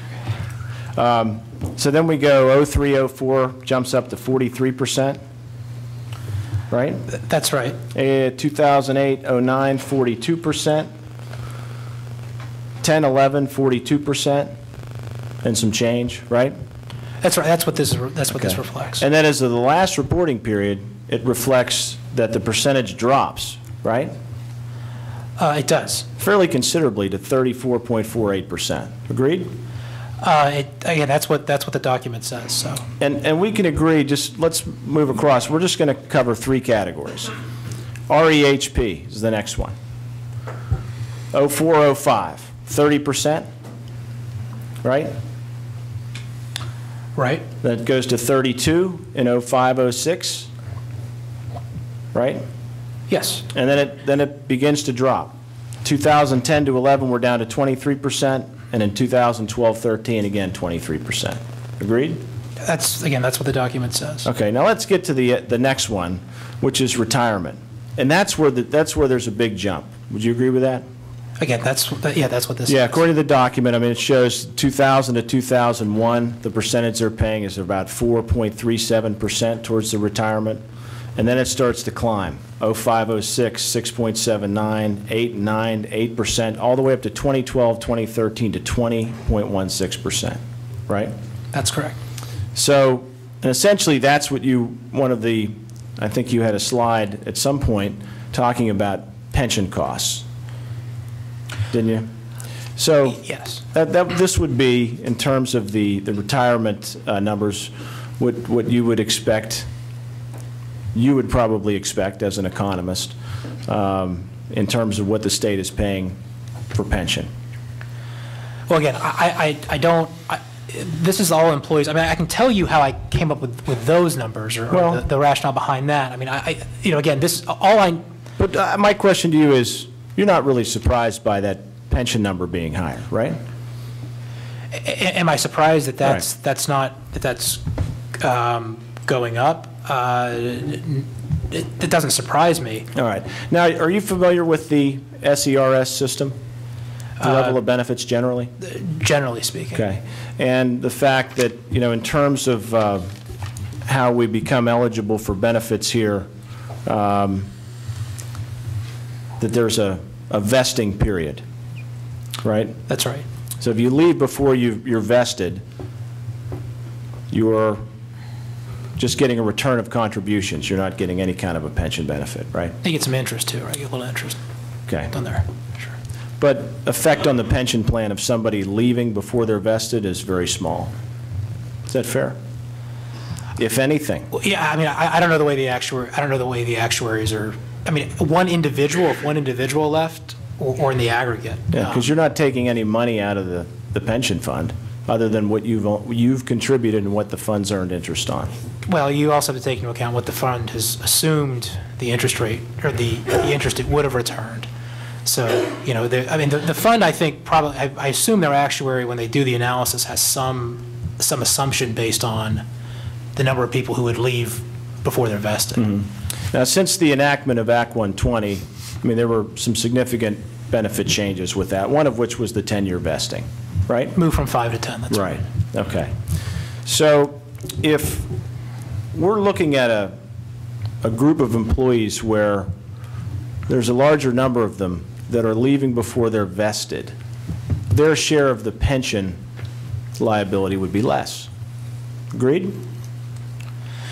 Well, I mean, you can't really, when you're looking at the liabilities of a pension, I mean, the way that it works is that, it's not really a liability necessarily apportioned to a particular individual. I mean, when they do the calculations, they're looking at, obviously, the value of the present benefits that everybody has versus how much money they have in there. So I don't think you can pinpoint and say, well, this one individual's liability is X versus the individual who's about to retire is Y.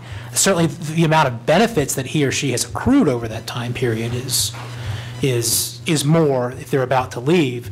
Presumably, they would have also paid into the fund over that time period, and and at that point, if all those numbers work out, you've got a fully funded pension plan. Well, but a person drawing, what costs the pension plan the most money is people drawing pension benefits out of it. Fair? Well, not necessarily. It's if they're drawing pension benefits out of it more than what the plan assumed that would have been drawn out of it, right? Because they're making assumptions as to they know money's coming out. If less money comes out than they assume, the pension benefit gets an actuarial gain. If more money comes out than they assumed, well, then they have an actuarial loss. All right. Now,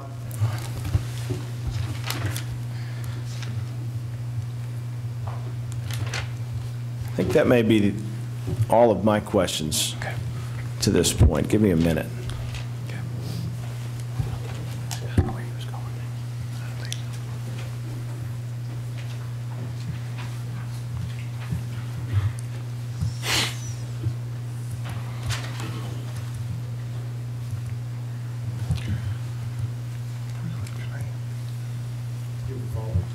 Yeah, I follow up to Eric if I could, just a question. Vijay, if you assume that there's a 10-year vesting requirement in SERS, and you have an employee that's been there for 9 years, and that employee decides to leave. During that 9-year period of time, that employee has been making contributions.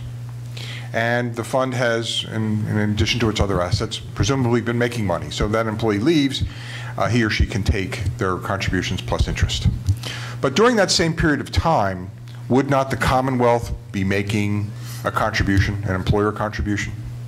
It should be, yes. Okay. And if that employee leaves before he or she is vested, that money stays in the trust and therefore represents an actuarial gain to the trust because they're not going to pay out any benefits on what the Commonwealth contributed. You would agree with that? Well, but what the Commonwealth is doing, they're not necessarily doing it on a per head basis. What they're doing is they're looking at the... Assuming all the assumptions hold true with... Right. So the point is, I mean, I think the point that if you're asking me whether or not there's an actuarial gain or an actuarial loss, if all things are equal, right? So if for some reason that one individual, right, was the one guy who pushed it over to say that that the Commonwealth underestimated how many people would have left, then you're right, there would have been actuarial loss. But in the way that the actuaries do the calculations, they have some factor in for people who are going to leave before they're vested. And so presumably when they have that factor in, that's what the Commonwealth contribution is based in part on that.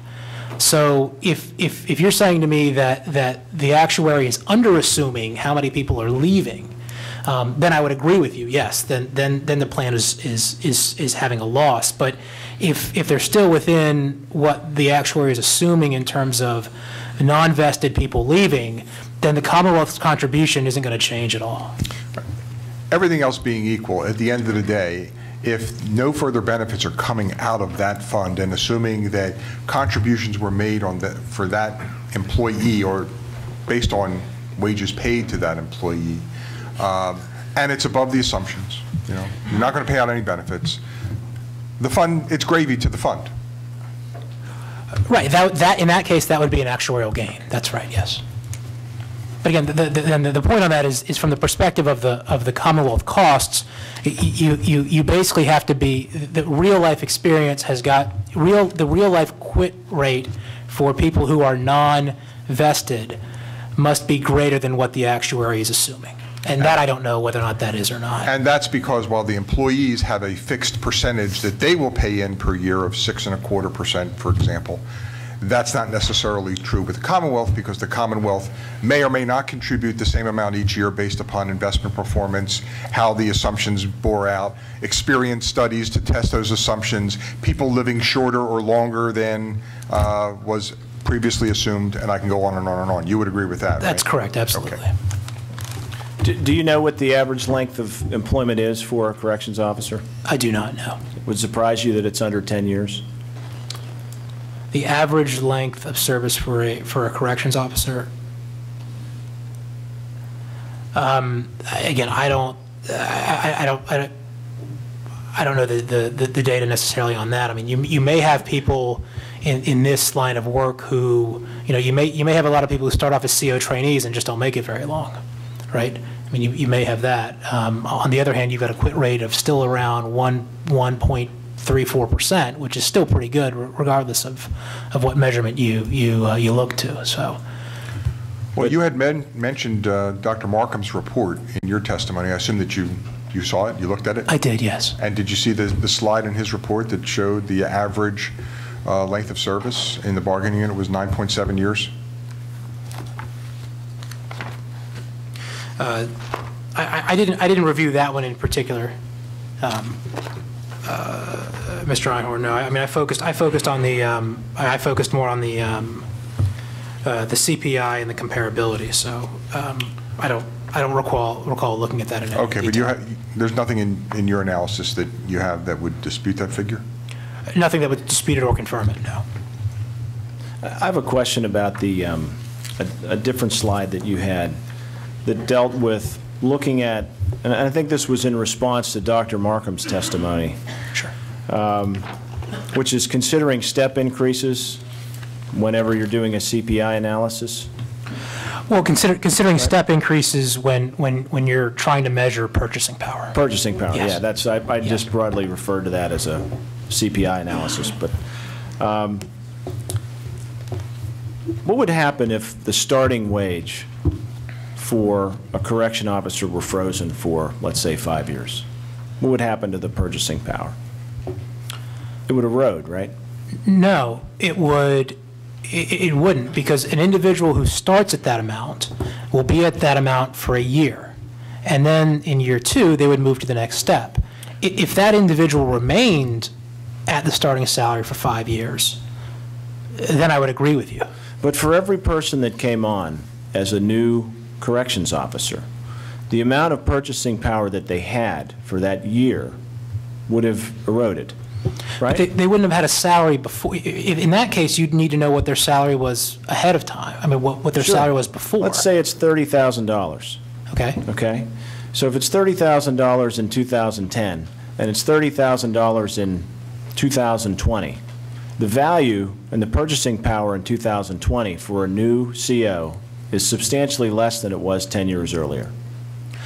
If you're looking at that one individual Sure. CO for what that individual, yeah, but if you look at it from a CO's perspective, right, as how they actually move through the chart, I mean, they're not going to be at that place. So, in other words, from your perspective, all COs, regardless of length of service, are the same. No, I'm just, what I'm looking at purchasing power is what the person's earning, right? Is what's their salary? That's what I'm looking at. I don't really understand. care necessarily about where the wage chart structure itself. Well, so let's change it. Let's say that we're talking about lawyers, and we have a first-year lawyer and a 10th-year lawyer. Can we say that the first-year lawyer and the 10th-year lawyer are essentially, in terms of their value, the same? Or would we put value on, or would we add to that value because of their 10 years of experience? I mean, in terms of what their situation, I mean, it's a case by case, but, all things being equal, you would assume the 10th-year lawyer would be of greater value. Right. So if we wanted to determine what the, what a 10th-year lawyer should be paid, we'd look at other 10th-year lawyers. Fair? I mean, that's one thing you would look at, sure. That would be relevant. So, in essence, as people progress through their careers, typically they become more valuable because of their experience. People that are in careers, not people that are dishwashers or work in a fast food restaurant. Agreed? I think probably all of those people would improve, but sure. And certainly corrections officer is a career, just as many other jobs like doctors, lawyers. I'm not saying they're all the same, but they're careers. They're something that you begin at, you gain experience, you have the possibility of promotions. It's a career. Is that fair? Sure. So as we move, if we really want to know what the purchasing power is for a particular position, we should really look at position by year. What's the purchasing power of a 5th-year CO, a 10th-year CO, a 15th-year CO, et cetera, right? Now, see, I would view, I mean, we're talking about purchasing power and we're talking about value. And I would argue that a wage structure accounts for that value, because as people progress through the wage structure, they're getting paid more, right? They continue on until the 29th year. So I don't disagree with you on people getting steps, and this is not the slide I have here is not I'm not taking issue with the wage chart itself. What I'm taking issue with over here is that we can argue that that's a value, but that's not purchasing power.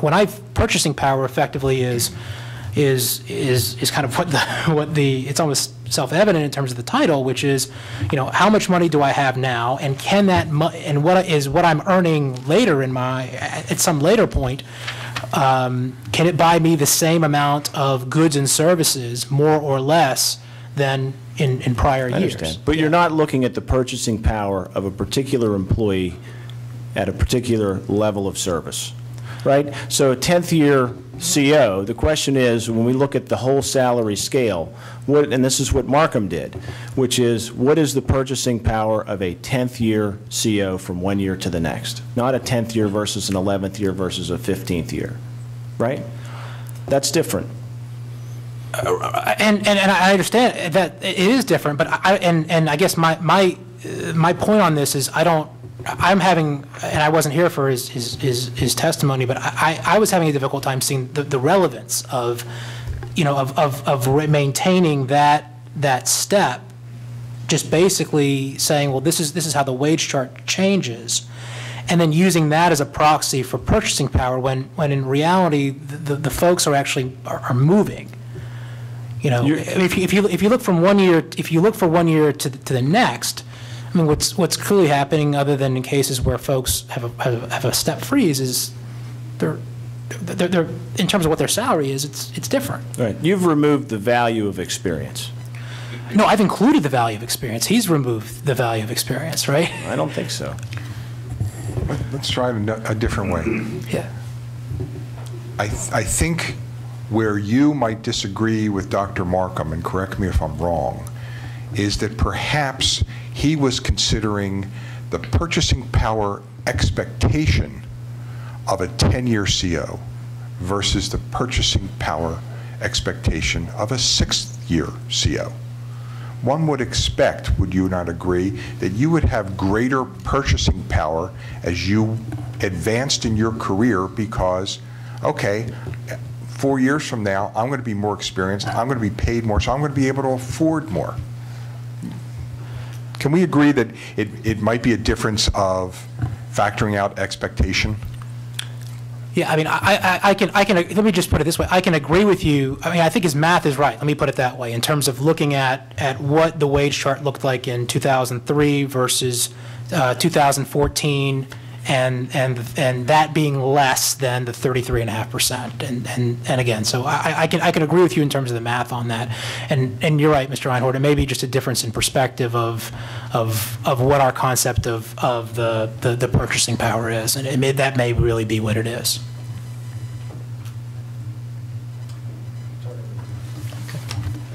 Go ahead, Todd. Mr. Kapoor, we're going to move into the second part of your presentation now. I think it begins at slide 21 and thereafter, the comparison employers. Correct. Now, you took a look at bargaining unit data that included where employees fit within years of service. Is that correct? Yes, sir. So, for example, on slide 22, you talked about 242 H-1 bargaining unit members having 25 or more years of completed service. So you're familiar with where they fit within the years of service? Just these particular ones. We asked for this particular. I don't know where everybody else is. Okay. Well, let me represent a figure to you then. I have information. Well, are you familiar with the fact that the bargaining unit totals about 10,000 plus? Yes, sir. Okay. And then I have information that we have about 68 bargaining unit members that have 29 years plus service. Did you come across that information? I didn't ask specifically for that. Okay. Do you have any reason to dispute that my figure's incorrect? I don't know. Okay. So if we think about, the 25 or more years of service people, you have 242 listed. That's less than 2.5% of the bargaining unit? Yes. Okay. Yes, that's fine. And then if you think about the 68 people that I've told you that have 29 years, we're talking about even less than 1% of the bargaining unit. Would you agree with that? Yes. Okay. So when you get to your comparables here, the first thing you wanted to do at slide 25, you compared Pennsylvania's average annual pay across the general labor market with the other contiguous states. That was your first analysis, correct? Correct. So we're talking about, when you say Pennsylvania, you're looking at 12.7 million people, and that's the average annual pay across Pennsylvania? Yes. All right. And for example, New York, you're looking at 19.5 million, and you're ranking us, Pennsylvania, would it be 5th out of the 9? Yes. Okay. Now, then you go to the next slide, and we go from comparing 12.7 million Pennsylvanians to 19.5 million New Yorkers and a substantial number of individuals from other states. You then jump right to the max base in longevity for Pennsylvania CO1s on slide 26. And the max base in longevity for a CO1, that's at 29 plus years. Are you aware of that? Yes. Okay. So we go from comparing 12.7 million people down to 68. Is that a fair statement? Well, I mean, what you're looking at 26 is I mean, in terms of what those numbers are. I mean, if you want to add the numbers there, that's right. I mean, Right. that's what you have there. And then on 27, we provide you all with the the years served and the 20, 25, and 30-year averages. So and we'll get to 27. At slide 26, we're talking about 68 people out of 10,000. Where they are, you're correct. That's right. Okay. That's right. And you were here earlier when the Commonwealth made their opening statement. Well, a brief statement this morning, I wouldn't call it an opening statement, that they wanted us to look at all Commonwealth employees and see where they fit in the pay scale and things. And my question to you is, do you think that this is a relevant slide, that we're going to focus on 68 people out of 10,000? Well, I think it's relevant in the sense that it shows you what the max and base longevity is, to the extent that someone stays to that period. I mean, I think in the other states as well, you've got, we're not, if we were to say, what's the max base in New York, they may come back and say to us, look, there may be 100 people in there, there may be 50 people in there. I mean, this provides you, I think, with a snapshot of the, what one could earn if they stayed here long enough in terms of a career. And I agree with you, it's a snapshot. I agree with you, there's few people in that. And that's, again, why we provided, the additional data on 27 that has this on a year-by-year basis. Have you compared the length of service, and we heard a figure earlier of the average CO length of service is 9.7. Have you compared that figure to the average length of service for a Commonwealth, an overall Commonwealth employees? No, I haven't. Okay. And it goes without saying that you would agree with me that the physical job constraints on a corrections officer is certainly different than somebody that's in a clerical position. Would you agree with that? I would assume so, sure. Okay. So the fact that only 68 people are in this category, you still believe this is a relevant chart for the panel? I do. I mean, I think it's worth seeing, and I think it's worth understanding what the max base and longevity is, and again, to the extent you want to compare on the other slides that additional data, we can certainly do that. Well, let's go to slide 27. We've heard that the average length of service is 9.7. And if we look at your slide in slide 27, we can see that up until year 7, the Pennsylvania average is actually a negative compared to the other states. Well, it's lower. What we have there is the median, and we have Pennsylvania's variance. What we don't include in that median, though, is Delaware and West Virginia, because they don't have a fixed pay progression. So in terms of that median you're looking at here, you're looking at basically the median of Maryland, New Jersey, New York, and Ohio, not including Delaware and West Virginia, who pay less. And it would surprise me, given that their max is actually lower than where Pennsylvania would be after year 9. Well, this is your chart. Now you're asking us that we can't rely on your chart because Delaware and West Virginia. Oh no. What I'm saying is I'm trying to explain why it's the negative. I mean, what I'm showing you is this is the variance based on the median of those groups, and Pennsylvania of those groups is ranked 3 out of 5. So they are behind. They're behind New Jersey, and they're behind New York. As frankly they continue to be. So in terms of the ranking, they're actually still where I would expect them to be, and what the slide on chart 26 shows them to be. Now, in terms of the differential, that might be different, right? I mean, that differential between what a max-based Pennsylvania and New York is certainly higher, right? New York's at 58,870. Pennsylvania's at 56,604 at 9 years served, New Jersey at 74,336. So they actually end up in the same ranking as we see on slide 26.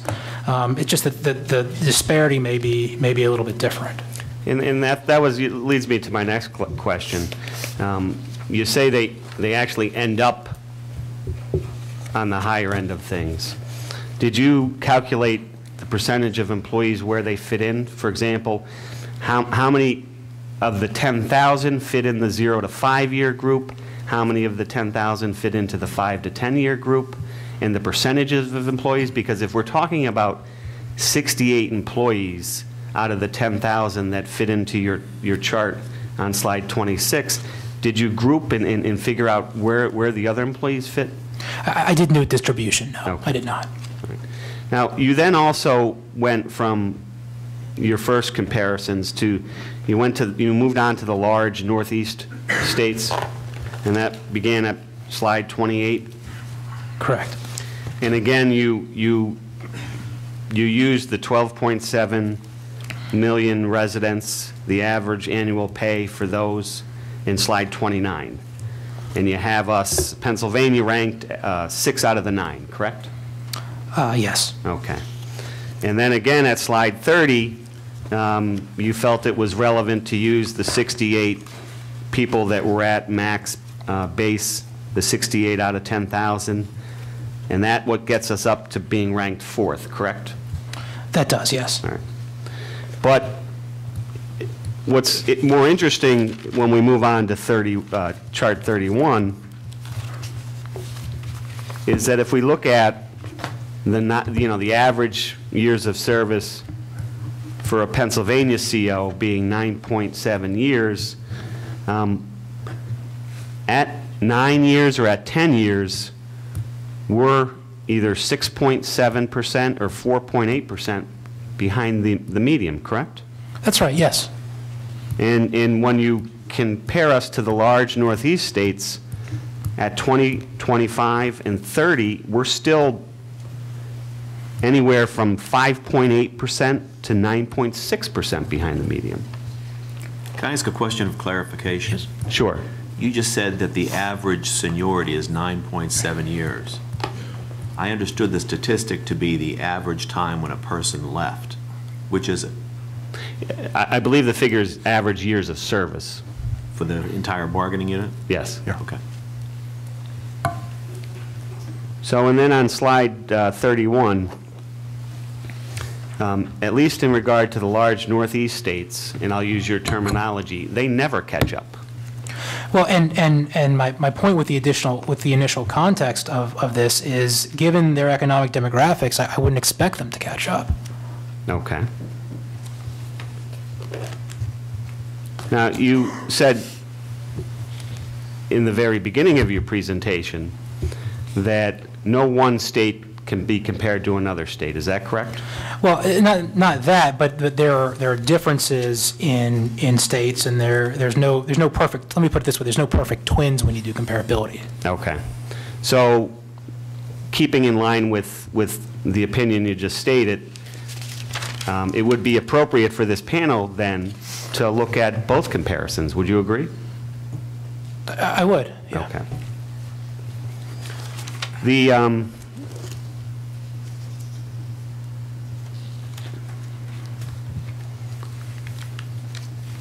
The next area I want to get into is in regard to health benefits. So before I get into that, that would be the third category. If there's any questions from the panel, I would. Yeah, I just had a question of clarification. Let's go to slide 9. Okay. And maybe I'm missing something here, and you can clear it up for me. Sure. At the bottom, you say in total, CO1 who worked 2,080 hours or more had median gross earnings of $60,886 with an average of $60,829. And then I go to page 14, and I see that $60,829 figure as salary. And then on top of that, I see $8,803 in overtime.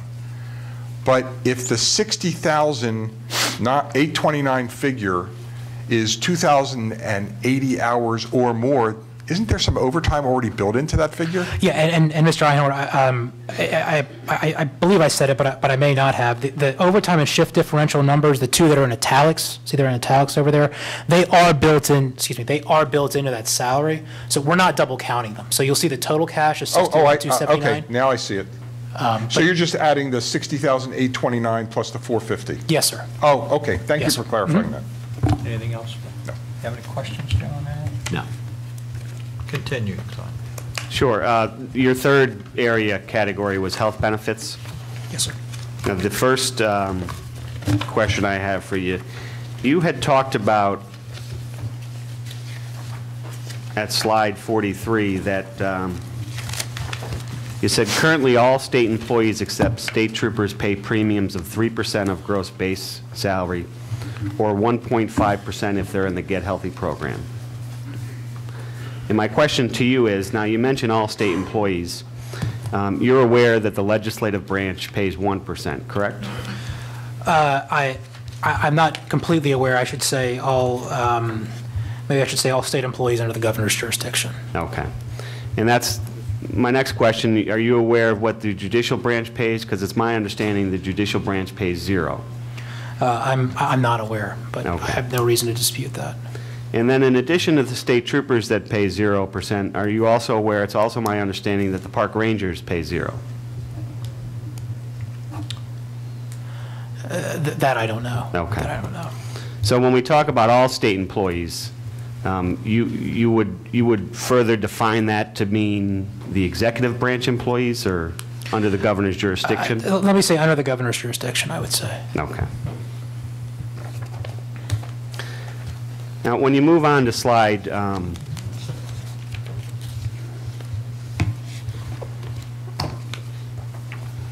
46, you start to compare what percentage or what the other states pay in terms of health insurance. And you use the figure for Pennsylvania that we just discussed, that the executive branch employees, the 3%, and then the 1.5% for Get Healthy, and then you start to talk about the other states. And you start to talk about the percentage that they pay, but in terms of their percentage, the states that you list, it's based a percentage of premium, correct? For those that are on 46, yes. Okay. So when you first addressed this panel at slide 46, we were talking about the percentages, correct? That's correct, yes. Right. Now, when you then said, let's do the comparison at slide 49, and we were ranking where Pennsylvania sat within how much the employees pay, you shifted to dollar amounts, is that correct? That's correct, yes. Right. So, for example, on slide 49, you had a rank of 12 out of 12 for pre-August 1st, 2003 hirees, correct? Correct. And you had a rank of 7 out of 12 for post-August 1st, 2003 hirees, correct? Right, assuming they did the buy-up, the Right. PPO is the buy-up. And that's purely based on a dollar figure, how much they actually pay. That's right, and those were calculated. What we did in the note is the Commonwealth provided us with the average salary for those enrolled in the single plan and those enrolled in the family plan. And we applied the percentages to those average salary amounts. Okay. But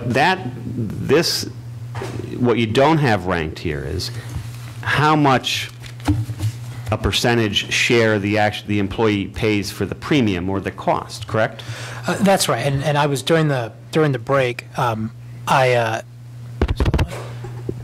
is it still on? No.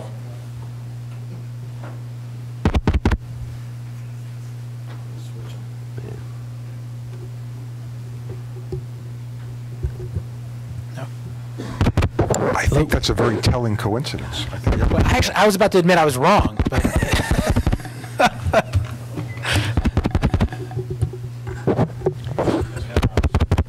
so we're trying to just move over. we have a technical difficulty here.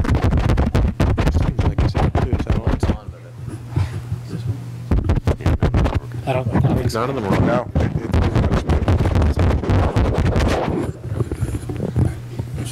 I can do that.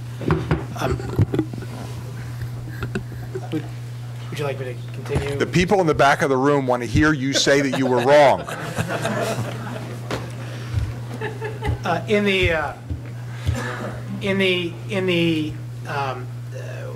Initially, when I was trying to translate the percentage of salary into a percentage of premium, I incorrectly said 6.5%.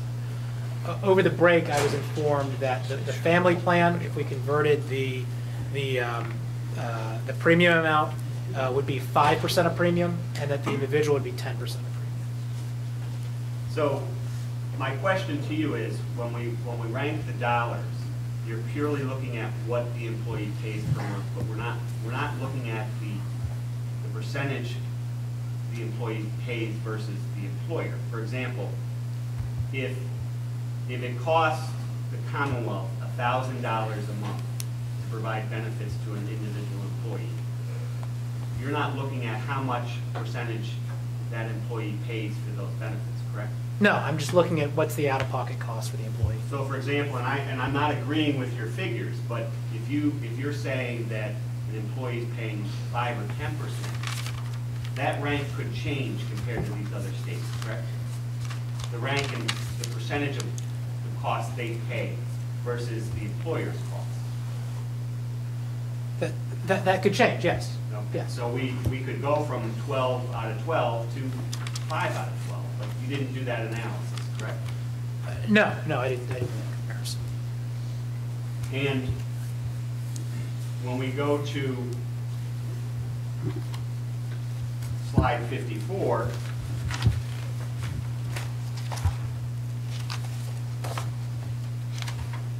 and you talk about the HMO that these employees are enrolled in, you also use dollar figures, correct? Correct.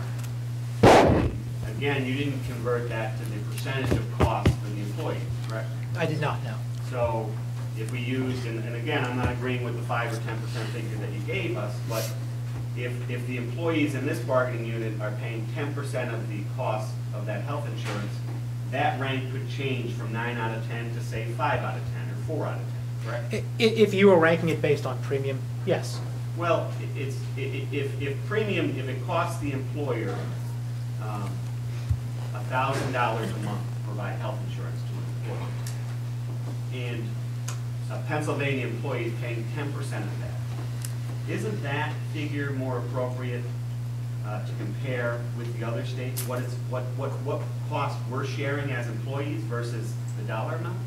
I think that would be a relevant point if you had it in there. I mean, the difficulty on the issue of the percentage of employer cost is that if you're looking at employer cost, it could be made up of a lot of things. It could be the richest of the benefit, it could be the administration of the benefits. So, but I wouldn't, I mean, if you had that information, I wouldn't think it was irrelevant.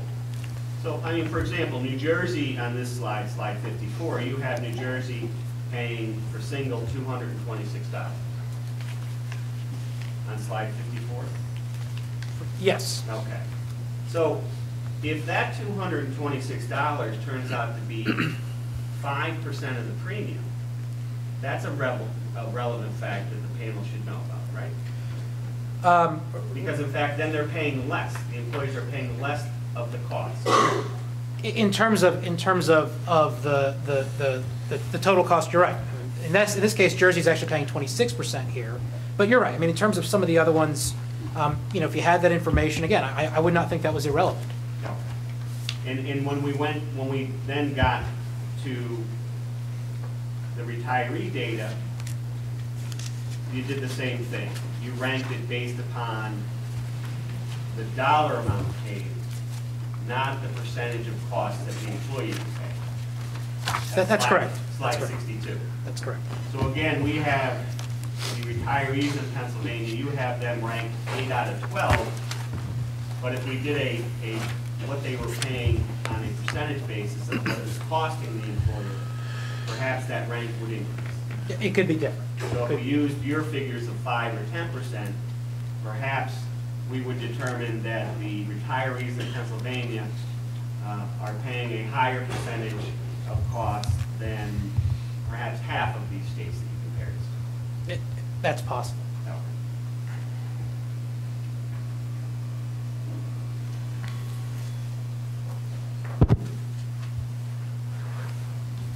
That's all I have. You have any redirect?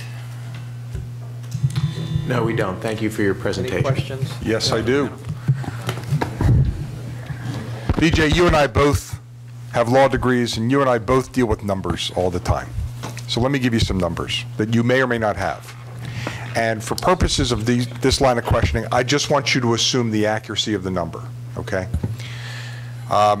As you know, I am a trustee on the PEBTF, and I receive certain reports from the PEBTF, including its costs per employee per month, which is all in, including administration, disease management and mental health fees, medical, prescription, hearing aids, vision, dental, everything. And the latest report we received that shows that through the 7 months of the current fiscal year, the average cost per employee per month was $1,043. Okay? All plans? All, the whole thing. Whether it's PPO, HMO, what was the cost to the fund? Just actives. This is RHP, just actives. This is actives, Yeah. just actives. And so if you take the 10,043 and you multiply it by 12, don't you come up with something like $12,516? If you multiply, sure. Okay. So we got a total cost of $12,516, and I think you and I can agree that in this self-insured environment, that would be the premium. That's right. Okay. Whatever rate is or that, sure. Well, let's look at an average CO, 9.7 years, let's call it 10 years. And I think according to your slide 7, with longevity, that 10-year CO would be making $56,604 per year. Do I have that right? Okay. 56,604? Yes. Okay, in the 10th year. Let's assume that that employee has a family, and I think your testimony was that your analysis or your review of most of the states is most of the public employees in those states opted for the PPO. Did I get that right? Right, in 8 of the 12, the highest enrolled plan for COs. Okay. Well, a 10-year CO making 56,604, that means that that CO would have been hired and came into service after August 1, 2003, correct? That's right. So if that employee, that CO, wanted the PPO, like 8 out of 12 of the comparables that you looked at, he would have to buy up. And that buy-up for that CO with a family would be $75.08 per pay period. That's correct. Multiplied by 26 pay periods, my calculation says that's about $1,962. No, I'm sorry, $1,952.08. So that would be in addition to the 3% of base salary, correct? Or 1.5. Or one, well, let's assume 3%. Okay. 3% of the 56,604 is $1,698. 1,698 plus 1952.08 comes to $3,650.20.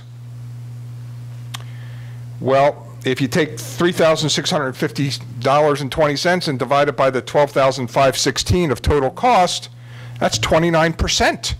And that's what the employee, that CEO, is paying right now. Not as of July 1, 2014, right now. 29%. Now, I'd like you to look at your slide 68, I'm sorry, 70. And you said, look what New Jersey is doing. And this is as of July 1, 2014, when they'll be fully phased in. A $55,000 to $60,000 employee is paying how much as a percentage of premium? They're paying 23%. Family coverage? I'm sorry, I was looking at single.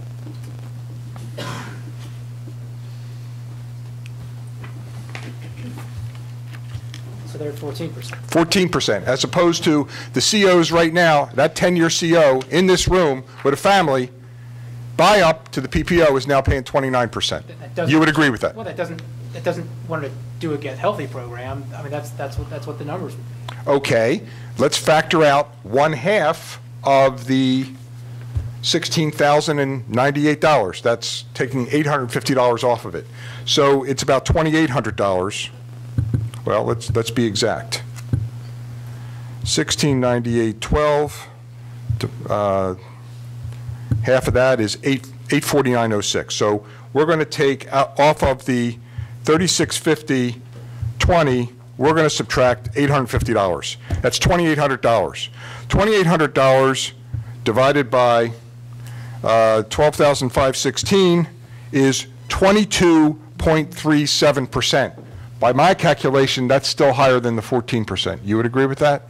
I mean, I would. In that $12,000 number, I mean, as you know, you're factoring in the 40% of the people who are in the HMO, the 0.4 in the high deductible. So, I mean, I see how the math works out over there. I mean, the question of whether or not that average premium cost of $12,000 reflected to the PPO is entirely apples to apples. You know, there may be some issues over there, but in terms of a percentage of premium based on what the individual is paying in their salary, I mean, it's a percentage of premium. It's a percentage of premium. I mean, there's no question. And if we do the same analysis for the single, again, it's about 19.6%, if you'll trust my math, compared to New Jersey, which will go up to 20 or 23% July 1.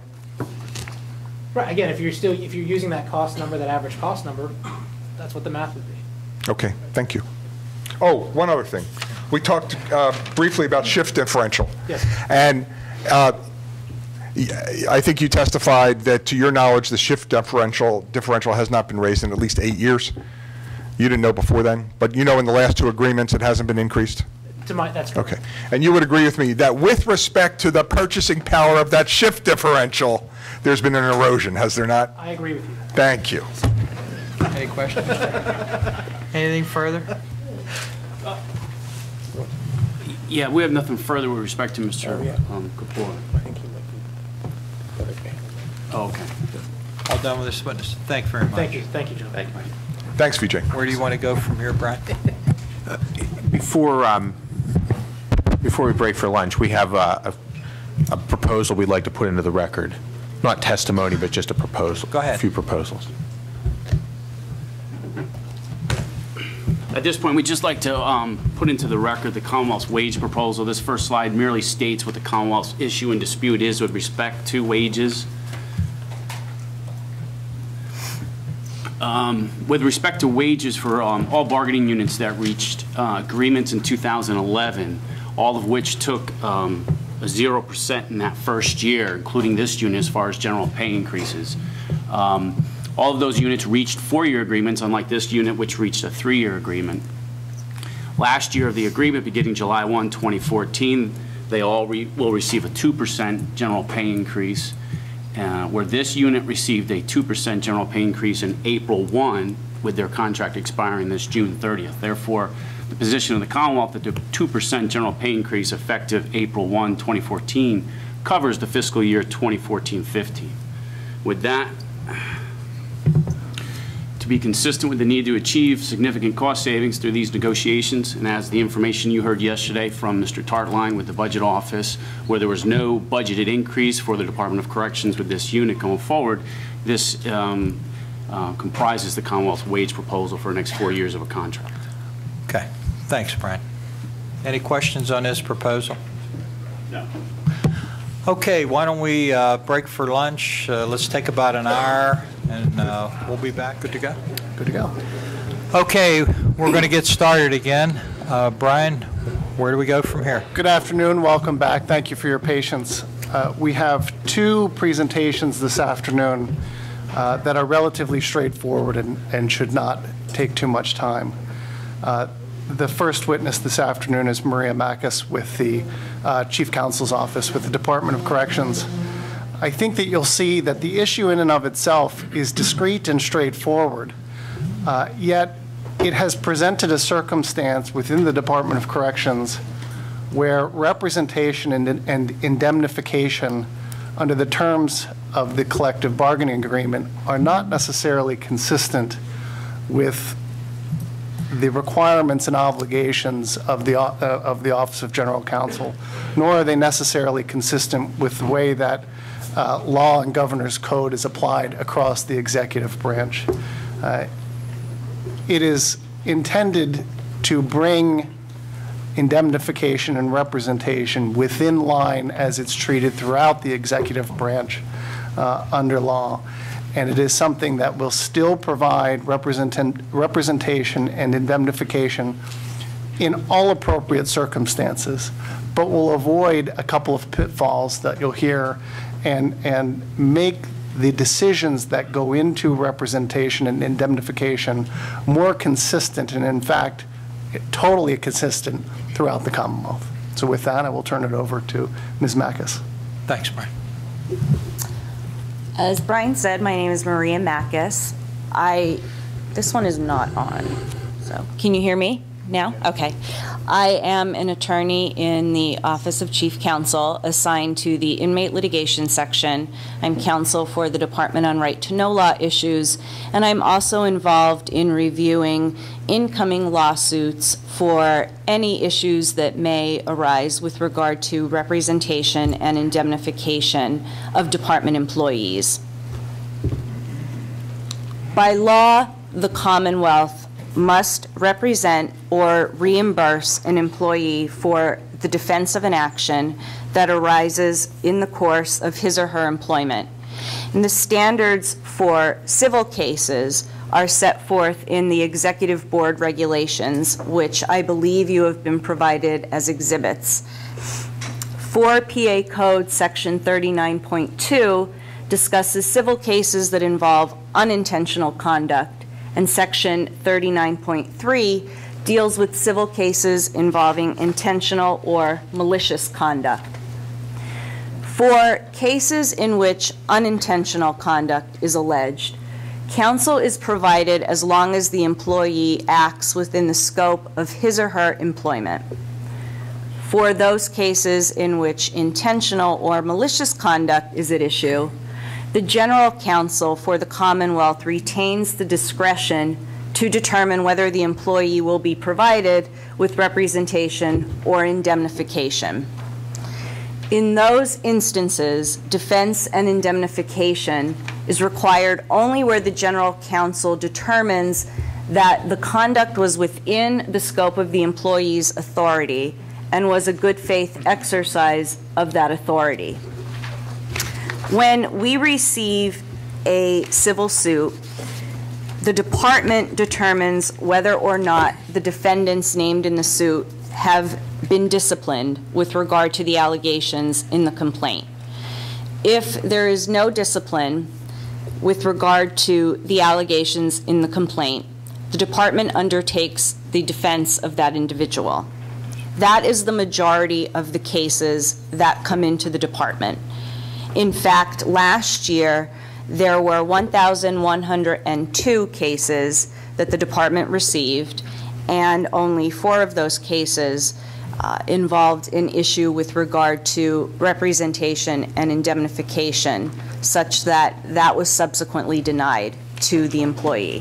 Sorry, how many civil cases were there? 1,000? We had 1,102. And in all but 4, you provided representation? Yes.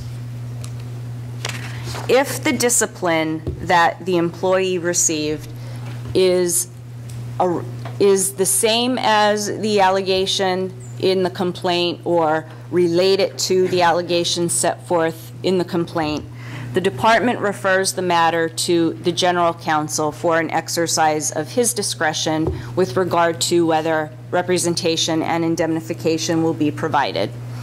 The general counsel reviews the complaint and any documentation that the department provides, such as investigations or security office reports or documentation from human resources, to determine whether the actions of the employee were in bad faith, whether they were malicious, or whether they were outside the scope of that individual's duties as a department employee. The general counsel retains the ultimate discretion as to whether or not that employee will be represented and subsequently indemnified. If the general counsel finds that the employee should not be represented and indemnified, the department's chief counsel notifies the employee in writing of that decision, and the employee has the right under the regulations to appeal that denial within 10 days of the date of the letter. If the employee does not appeal the decision within 10 days, the employee retains the right to file a request for reimbursement of reasonable private counsel fees and expenses that they have incurred on their behalf when the case is terminated. But if the employee does appeal to the general counsel, what follows is a fact-finding hearing, and a formal adjudication is then issued determining whether the employee will be represented by a Commonwealth attorney and subsequently indemnified. In this situation, the employee cannot later come back and seek reimbursement of counsel fees unless the employee is ultimately successful on the merits of the case. The employee is also barred from later seeking indemnification for any judgment that has been entered against him or her.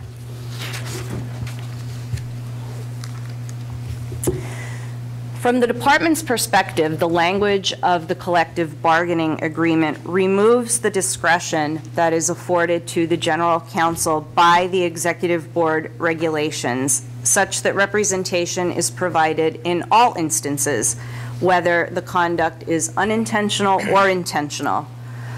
Under the current language, there is no assessment of an employee's conduct, or which is not even required or permitted by the language as it currently stands. In instances where the general counsel has denied representation and indemnification in accordance with the regulations as they stand, the bargaining unit member can then file a grievance based upon the language in the CBA. Ms. Mathis, could you tell us what provision of the collective bargaining agreement you're referring to, because it's a kind of thick document? 321? 33, section 33. 3321. Thanks. I'm sorry. That's fine. What we have found then is at times we are providing representation and indemnification to employees who would otherwise not be represented and not be indemnified under an analysis conducted pursuant to the executive board regulations, under an analysis that is driven by a determination as to the merits of the employee's conduct, whether it was in good faith, whether it was malicious, or whether the duties were performed within the scope of that person's employment. And what this creates is a potential for a conflict of interest. What we have found is that in those instances where the department proceeds to represent an employee that the department would otherwise not represent, the Office of Attorney General will represent some of the defendants, and department counsel will then undertake the representation of the employee who was disciplined. And the result of that is a lack of uniformity across the Commonwealth with respect to how these decisions about representation are made. Other agencies follow the executive board regulations.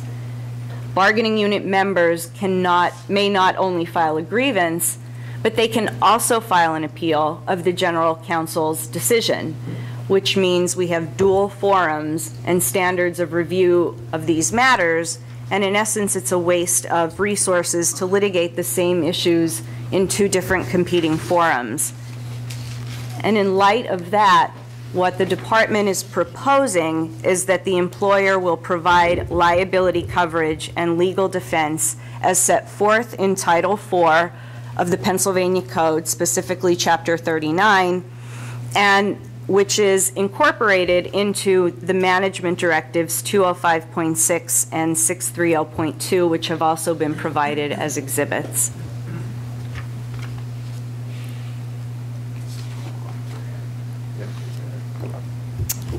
And I presume this would mean that the issue is ungrievable? Yes.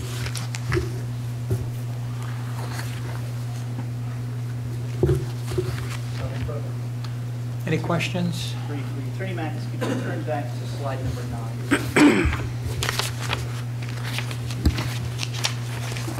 Yes. Okay, and you admit in your first bullet point that the language of the CBA removes the discretion afforded to general counsel, correct?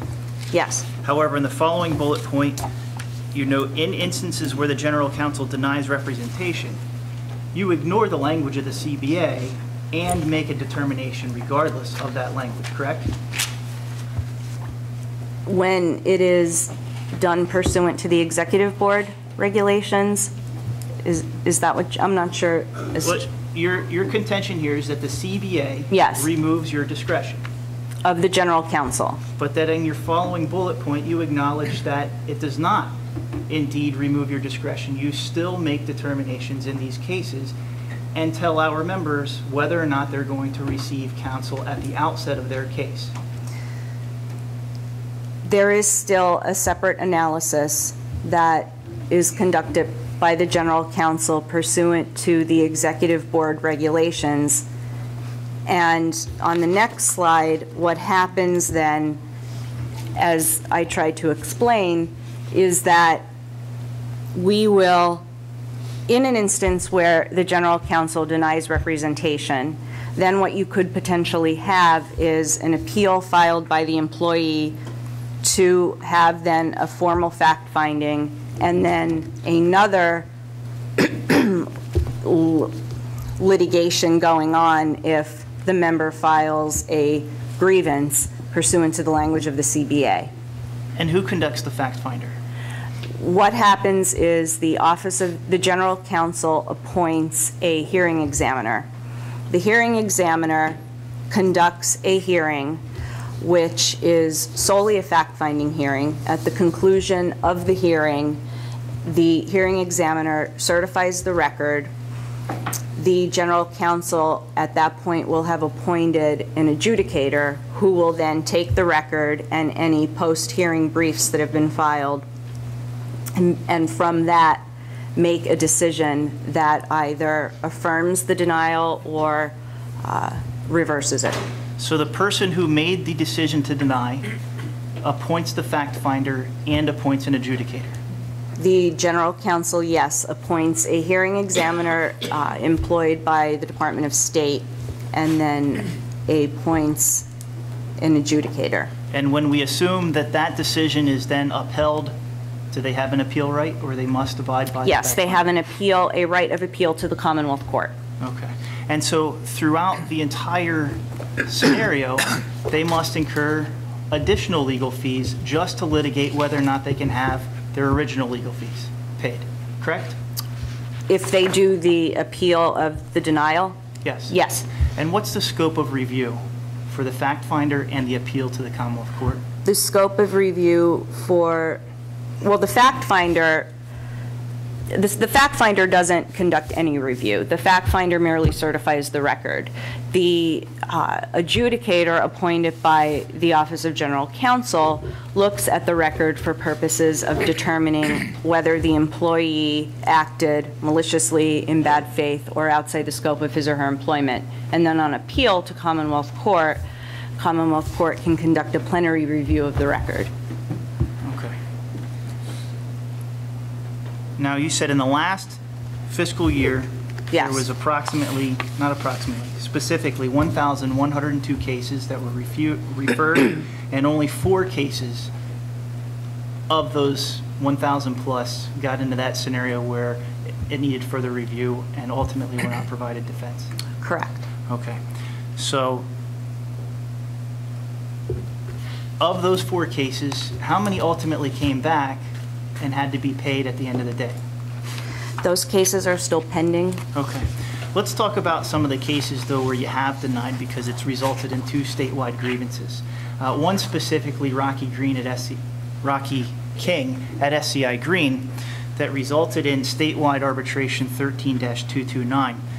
In that case, the general counsel denied representation pursuant to the collective bargaining agreement, correct? I'm not familiar with that case. Okay.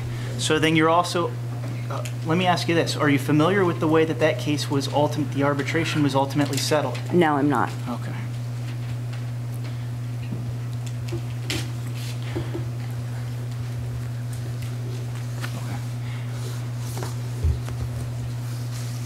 Another case that ultimately led to a statewide arbitration. Multiple COs at Huntington, who, according to your own standards here, were not even disciplined, were denied legal representation. Are you aware of that case? Perhaps if you told me a name, I can speculate as to the inmate who was involved in it, but is this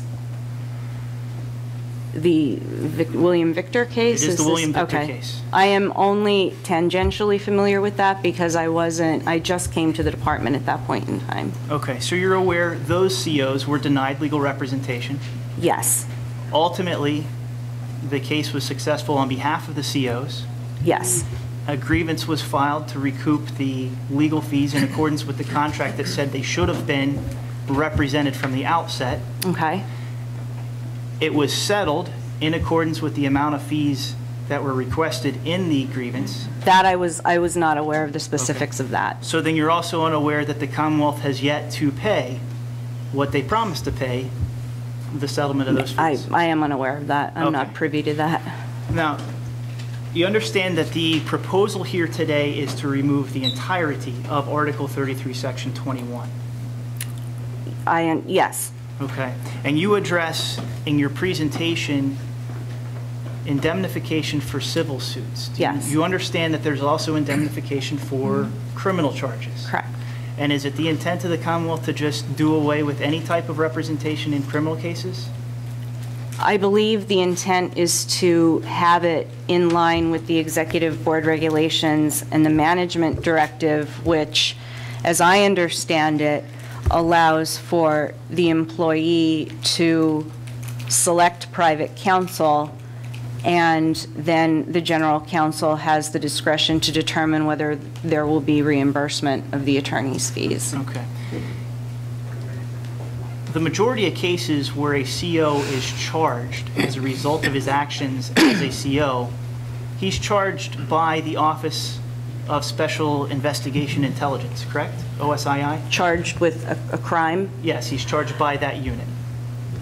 Again, I would have to, I would assume, but I would have to speculate. So you have no idea then the conviction rate of OSII against H-1 members? No, I don't know the conviction rate. Okay. Are you aware that in the last 3 years, nearly every charge filed by OSII has not even made it past the prima facie hearing in front of a DJ? I did not know that. Okay. So we want to remove the entirety from the contract, remove the just cause challenge to these, and put it in front of the Office of Chief Counsel through and through. The Office Correct? of General Counsel. Now, your presentation and your proposal suggests that this is, and as a matter of fact, it was Attorney Casal's statement that we want to bring the H-1 unit within the same way that every other person under the executive branch is treated, correct? Correct. Okay, you'll agree with me that by the nature of their job, our H-1 bargaining unit is a lot more susceptible to civil suits as Commonwealth employees. That's a generalization that I don't know that I would necessarily agree with. They are susceptible to suits, but I imagine PSP is just as susceptible. Well, and I'm glad you said that. Now, PSP's contract maintains language within it that requires legal defense, does it not? I'm not familiar with PSP's contract. Okay.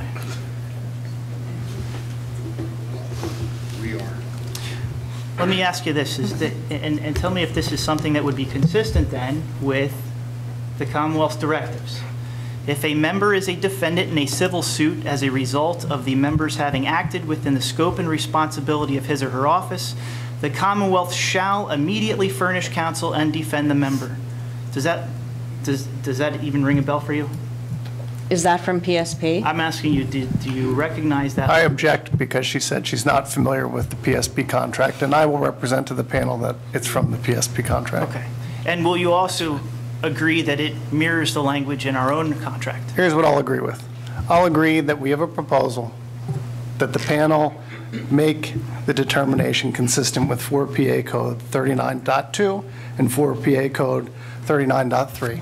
Okay. It's a simple question. If he wants to keep cross-examining, that's fine too, but we can concede that that's our wish. And we'll leave it at that then, that on Thank the you. acknowledgement Good. that PSP has similar language and that it has not been removed. Brian has said I agree. And- You read the contract. With the understanding from this witness that she's acknowledged that it's not just, it's the nature of the job by PSP and the H-1 members, that they are more susceptible to civil suits, which is why it remains in the contract. Yes, she's testified to what she said. He's agreed that, it's in the PST agreement. Thank you. And, that's a matter of record for the panel. I have nothing Anything additional. further, Chris? Anything further? Nothing further. Thank you. On the panel? Thank you very much.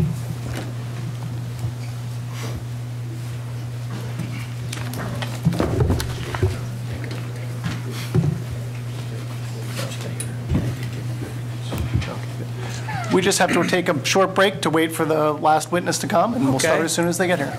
Tell us when that time is. We're ready to go again, Brian. Okay, thank you, panel. Good afternoon. For our last presentation of the day, we're going to have some representatives from the Department of Corrections address a current provision of the collective bargaining agreement under Article 33, Section 20.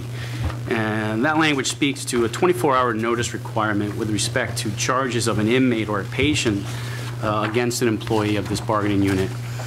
And prior to the commencement of the proceedings is what the collective bargaining agreement says. And just a little bit of background here. This language has been in the collective bargaining agreement since about 1974, okay? And interpreted in the H-1 agreement under AFSCME, and for the first 10 years of PSCOA, unchallenged with how the departments have interpreted it, that being the word proceedings, okay? The word proceedings were always an interpretation by the agencies, the pre-disciplinary conference, or what you would refer to as your due process hearing, where an investigation has taken place, charges are brought before the employee, and at that point, notice was given. And essentially, the agencies were given 48 hours notice of the pre-disciplinary conference.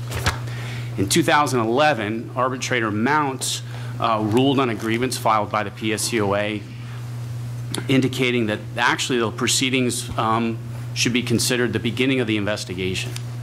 And that has created some problems for the agencies with conducting investigations. And it also, as you'll hear, conflicts with Article 33, Section 1 of the Collective Bargaining Agreement with respect to provisions of this agreement that are found to be in conflict with existing statutes or ordinances. So from the Department of Corrections, we have 3 witnesses that are going to testify this afternoon.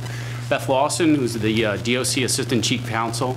We have Jennifer Fite with the DOC PREA Coordinator, and James Barnacle, the Director of the Office of Special Investigations and Intelligence. And I will turn it over to them. Thanks, Brian. Good afternoon. Good afternoon.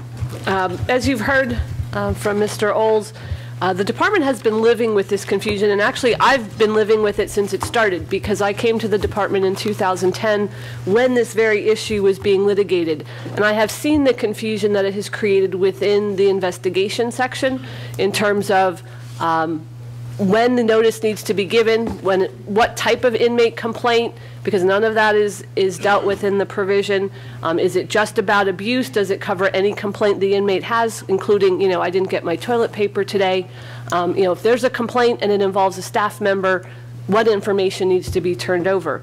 That was further complicated by the fact that in 2012, the parties did negotiate a side letter because we had to figure out how to deal with this. There was a grievance filed that dealt with exactly what information was going to be turned over prior to this interview that was going to take place.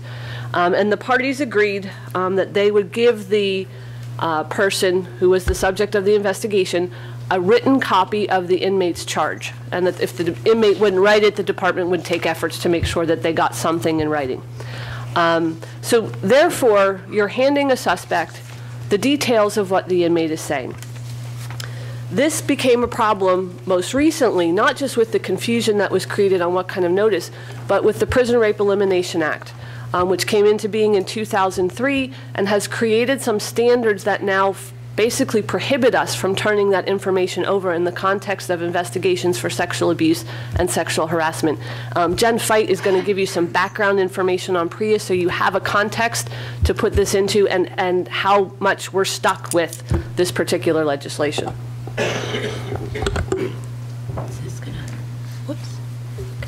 Good afternoon.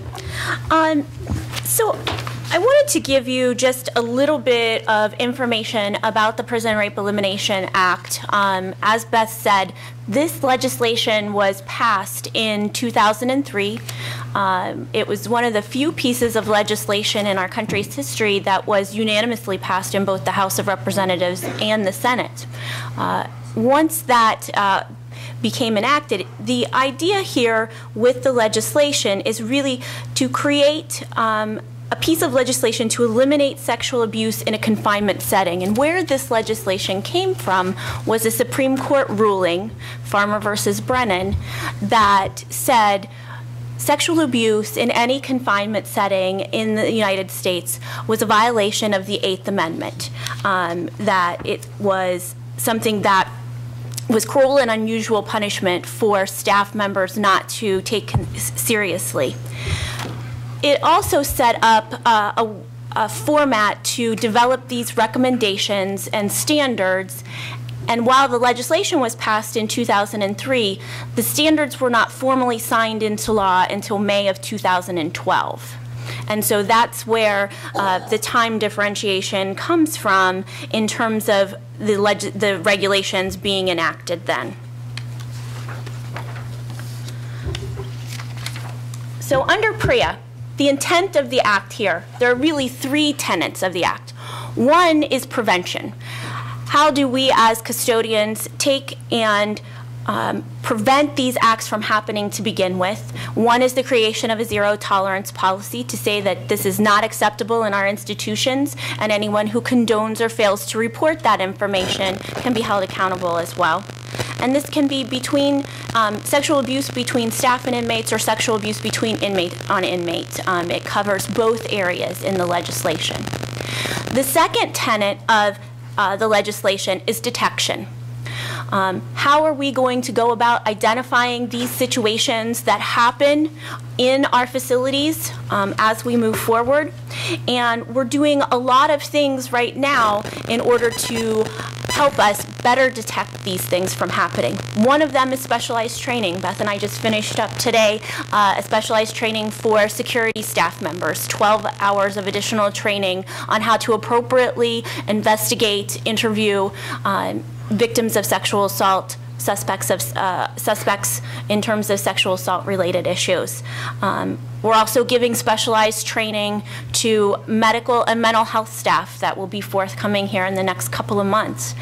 And this, all of this training, basic PREA training, is for all contact staff members. All staff members in the DOC will receive some type of PREA training. So we're really trying to create an atmosphere of safety for everyone involved, both staff and inmates.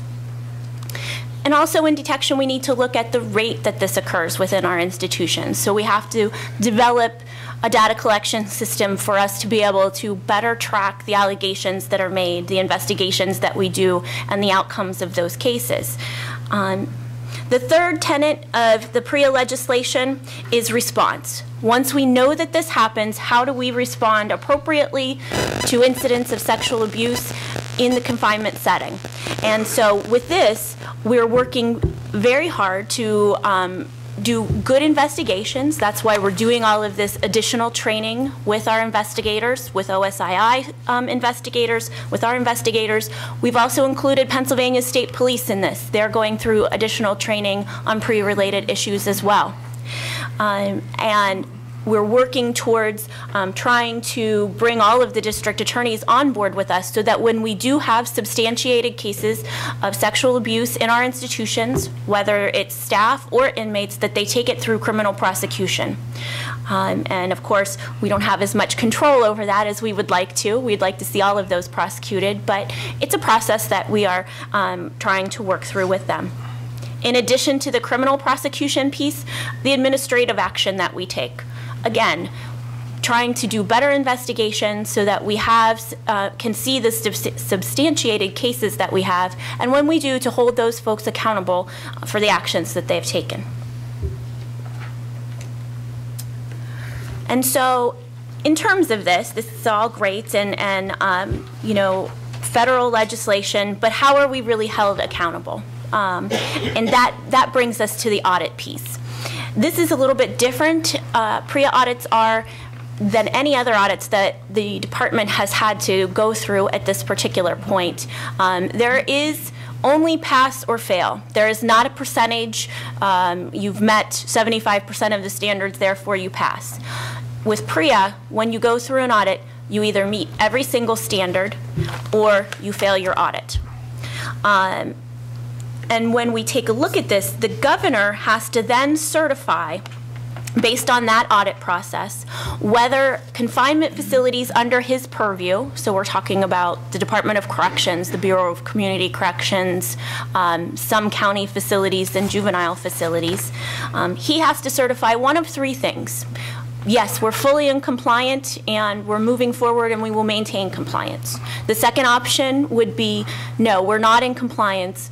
However, we're going to take the percentage of funding that we could lose and utilize it, which is 5%, and utilize that towards getting into compliance. And the third option is, no, we're not going to be in compliance, we don't plan on being in compliance, and we will lose that 5% of funding. Our recommendation for the governor is, no, we're not in compliance yet. We're working towards that. We're developing policy, conducting training, developing data collection systems, and our goal here is to be in compliance at a future date. But we need time to be able to get all of those pieces in place. And so when we look at this, a lot of people say, well, it's 5% of funding. But it's not only the Department of Corrections that takes a hit in this 5% of funding. The Department of Justice will identify funding sources on a year-to-year basis that will lose funding. This year, they have said to us that stop grant funding will lose 5% and have to reallocate that money to get into compliance. Stop grant funding in Pennsylvania supports victim services, law enforcement, and district attorneys in investigating and prosecuting sexual assault and domestic violence cases. So it's not a direct impact on us as the department, it's a direct impact on all of the citizens that would utilize those funds for services. So we want to be very careful and very cognizant that it not only impacts our inmates and our staff members, but it impacts the state as a whole.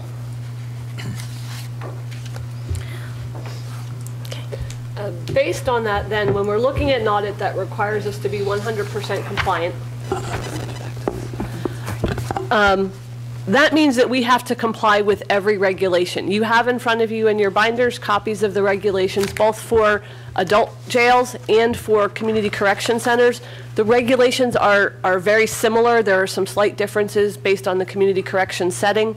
But basically the numbers are the same. I'm going to be referencing 115.61. It's 115.261 in the community correction standards. In these particular standards, I'm going to talk about the language is identical. First, I want to talk about section 115.61.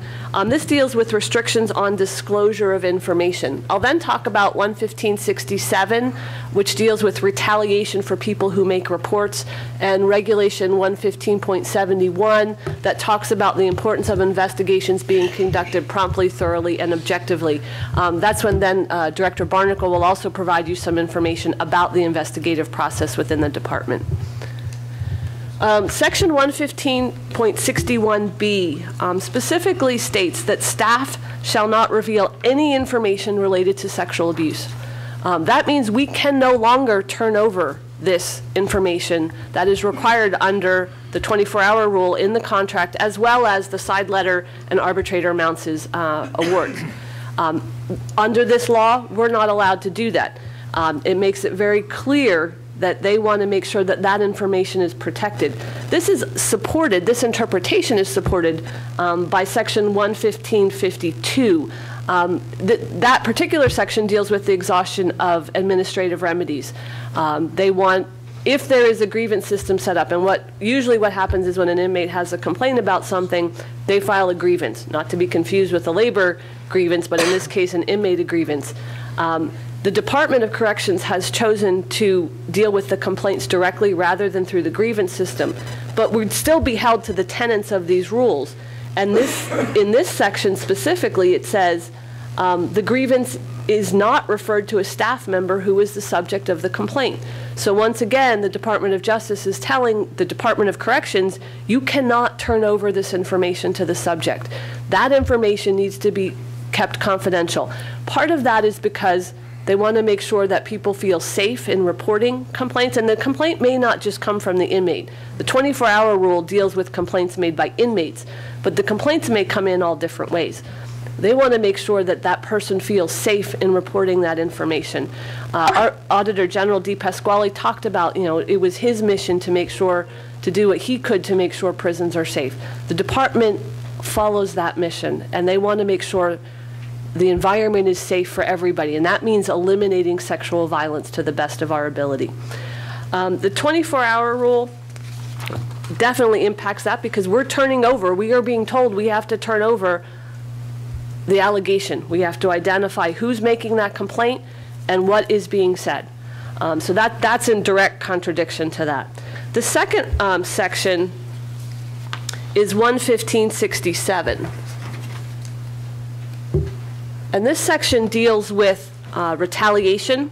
One of the tenets under the Act is that they want to make sure that people feel safe in making reports and that they will not be retaliated against, whether it's a staff member reporting another staff member or an inmate reporting a staff member.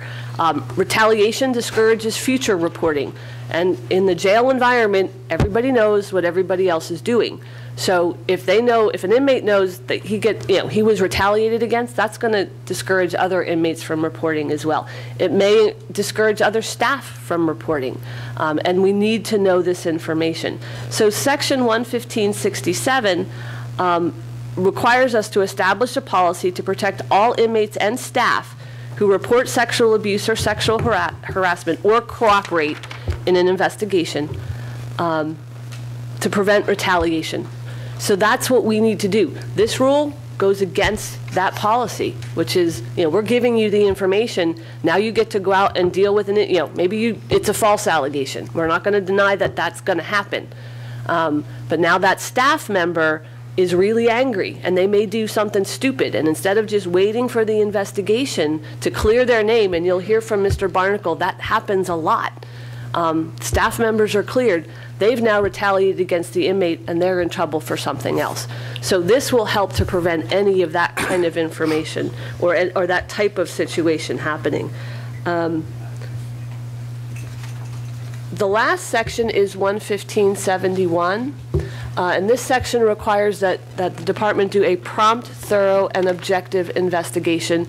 As you heard from Jen Feit, we're putting a lot of effort into training our investigators to have these specialized skills to investigate these cases. And notice is not something that happens in the majority of cases that are investigated in the department. It only deals with this small number of cases, but yet it has created this confusion about when is it given, who's giving it, which inmate has to make the complaint, all those kinds of things.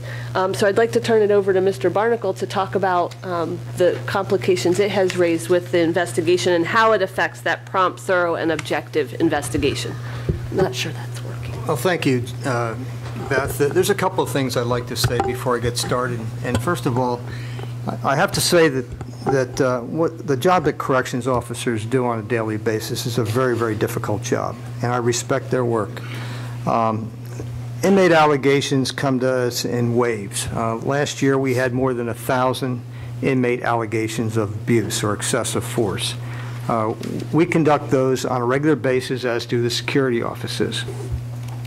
At any rate, a little bit about myself. I served in the FBI for 31 years as a special agent and a special agent supervisor. I had the opportunity to work just about every violation that the FBI covers: kidnappings, murders, terroristic threats, bomb threats, white-collar crime, including public corruption, financial fraud, and my family is all involved in law enforcement. We have a tradition in our family of being law enforcement officers. I can say that coming to the Department of Corrections in 2008 was quite an eye-opener. I inherited the Office of Professional Responsibility, and frankly, it needed to be built from the ground up. We made a lot of changes there in the last 6 years. First off, we had no case management system.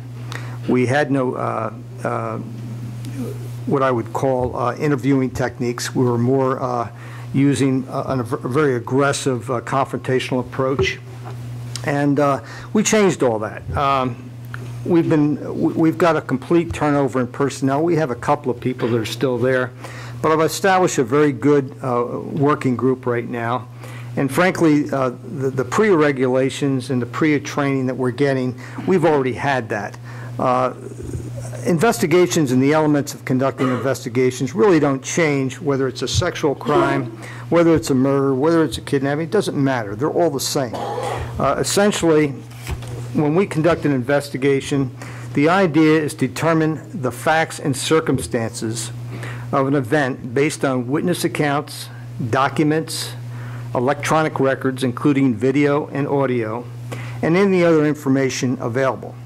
So that's what our purpose is. Before we go out and conduct an investigation, we're going to look at all those things before we do our first interview. Now, the question is, where do we start? Well, generally, we start with a victim. And during my 31 years in the FBI, I can tell you this: the change as to how we treated victims and witnesses in the 1970s compared to the 2000s is completely different. Victims have obtained a lot of legislative rights that they never had before, and protections because of retribution and retaliation from people on the street. A lot of this carries over into our facilities as well, because frankly what they are is a reflection of society. When we conduct interviews on subjects, they can become contentious. Contentious for a variety of reasons. A subject could be evading the truth. He can be offended by the actual interview. An inmate makes a frivolous allegation, and now I'm being questioned about it. I can see why they'd be offended. I would be as well. The perception of that investigation as being frivolous is probably, I'd say that's probably the biggest thing we try to eradicate, because last year, for instance, 2013, there were 1,070 allegations. 96% of these allegations were not proven. They were not substantiated. Things like excessive force, we had 557 of those, 108 life-threatening acts, 325 oral threats, and 80 was sexual contact, which would all involve pre-regulations, the last category. So out of the 1,070, we produced a substantiated rate of 4.4%. What I say to that is 96% of the officers are getting a good investigative product that can stand behind them when they get sued by this inmate 5 years down the road in federal court. Where the 24-hour rule impacts us generally is, I think it corrupts the integrity of the investigation. Because 5 years down the road, when we give our complete report to a plaintiff who's suing the Department of Corrections and an individual officer, it gives the appearance that we're in cahoots, or we're warning the officer, hey, we're going to talk to you about this. You might want to script your answers. You might want to talk about what you want to say before we come and talk to you. It's kind of like giving the answers to a test before the test. You say, well, are we trying to be deceptive here? No, no. Frankly, the answers should not change, regardless of whether you get 24-hour notice or we talk to you right away. They should be the same either way. The truth doesn't change. Where I think we get into some issues, in particular with this arbitration ruling, is that during the, I read the arbitrator's ruling a number of times, and one of the references is to guerrilla tactics. As a matter of fact, that's in the ruling in several instances. It says, it is precisely the type of threatening conduct on the part of some investigators, as attested by the witness, that the language of Article 33, Section 20 was intended to prevent. In other words, guerrilla tactics. What I can say to that is that we conduct many investigations. In the last 18 months, we have conducted investigations on superintendents and deputy superintendents. Ultimately, they were dismissed from their positions. We're not here to target any particular group, and I don't feel that OSII is any part of management. I feel like we're an independent office. Apart from that, we report to the Secretary of Corrections and no one else. So our object really here is to get the truth.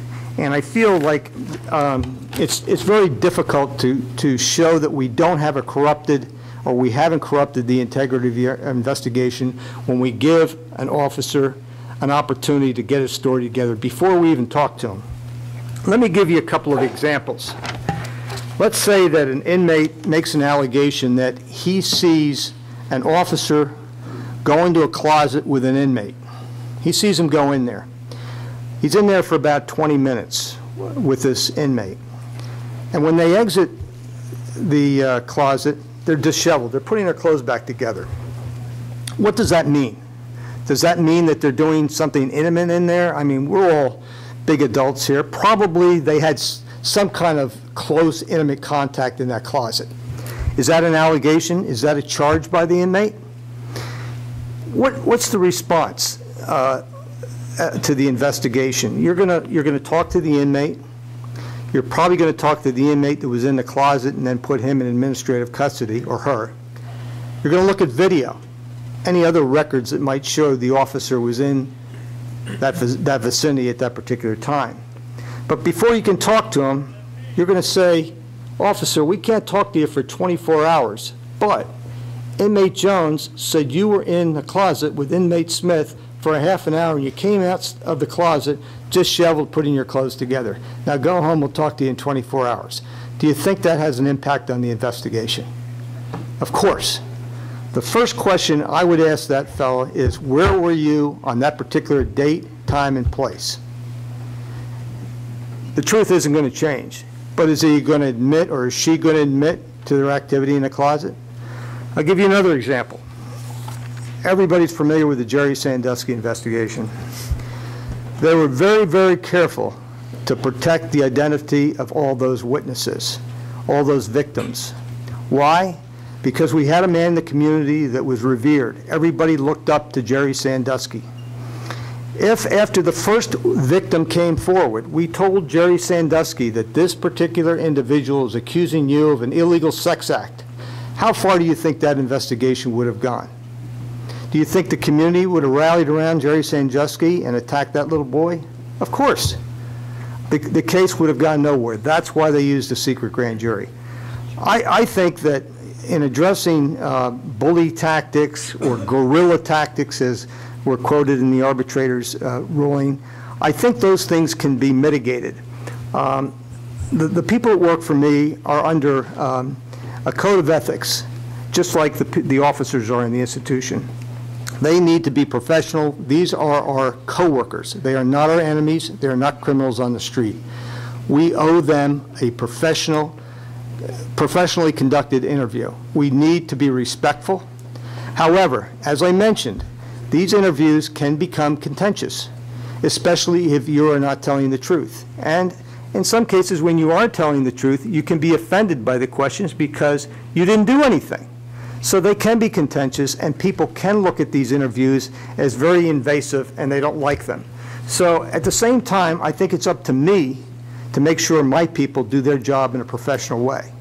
At the same time, if the department isn't satisfied with the way we conduct our investigation, I think there's always the opportunity to possibly videotape these subject interviews, because then the conduct does not come into question. That would certainly be better than giving somebody 24-hour notice. I'm not suggesting or not suggesting that. I'm just saying that there's ways to mitigate unprofessional investigators from bullying officers when they're being interviewed.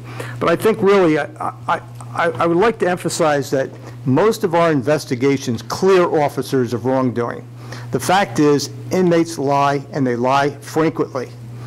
But I think it's incumbent upon us to do a proper investigation, to do an investigation with integrity, uncorrupted, not give any heads up to any of the witnesses or the subjects. Take the investigation as it moves forward, and let the chips fall where they may.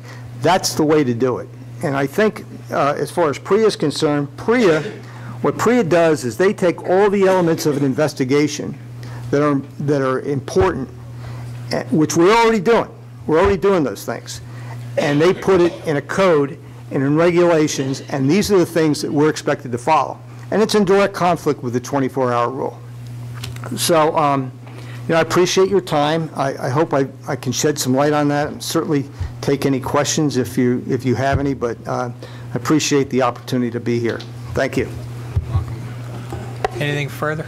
If I could just, Sure. Director Barnacle, in the course of your 31 years working as an investigator, did you ever, in any other context, have to give 24 hours notice before interviewing a suspect? No, ma'am. Okay. And do you give that notice in all types of cases within the department? No. So the proposal today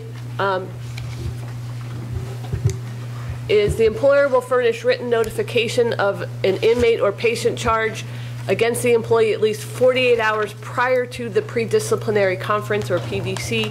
Said notice will not identify the inmate by name or by identification number. That's what we're asking today in order to be in compliance with PREA, so that the department can pass its audit and the funding stream stays where it needs to be. Thank you, and we're happy to take any questions you may have. Any further, Brett? Any questions? As a preliminary matter, the H-1 bargaining unit has a zero tolerance policy for sexual assault of inmates. We will stand behind the import and impact of PREA. To that end, though, with respect to this particular issue, I'll encourage you to read through the arbitration award, which you'll see has my name on the front of it. I lived that case. I litigated that case. I believe that it was a solid decision by Arbitrator Mounts. You'll see that my name is also on the second case. And to provide you on the second document there, and to provide you with some background to fill in where Mr. Oles kind of left out, is that this decision came out in September of 2011. And Arbitrator Mounts said that this is the very type of situation where notice is required. And what ultimately happened was the next case came out, and the Commonwealth provided one of my COs notice in the form of, you have an inmate charge against you. And that was it. And up to that point, the Commonwealth and the H-1 bargaining unit were very clear on what notice meant, because it wasn't some term in a vacuum. It was the same term that we use in the due process setting, which is what this contract section is. It's contractual due process. And so we had to file a grievance, and it ultimately resulted in spelling out what that notice should be.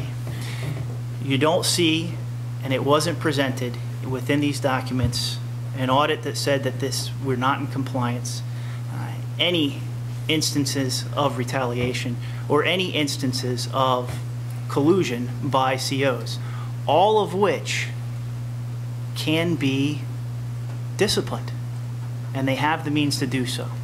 So with that,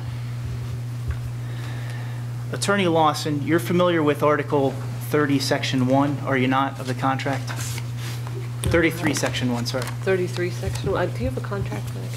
I do not have the contract memorized. Okay.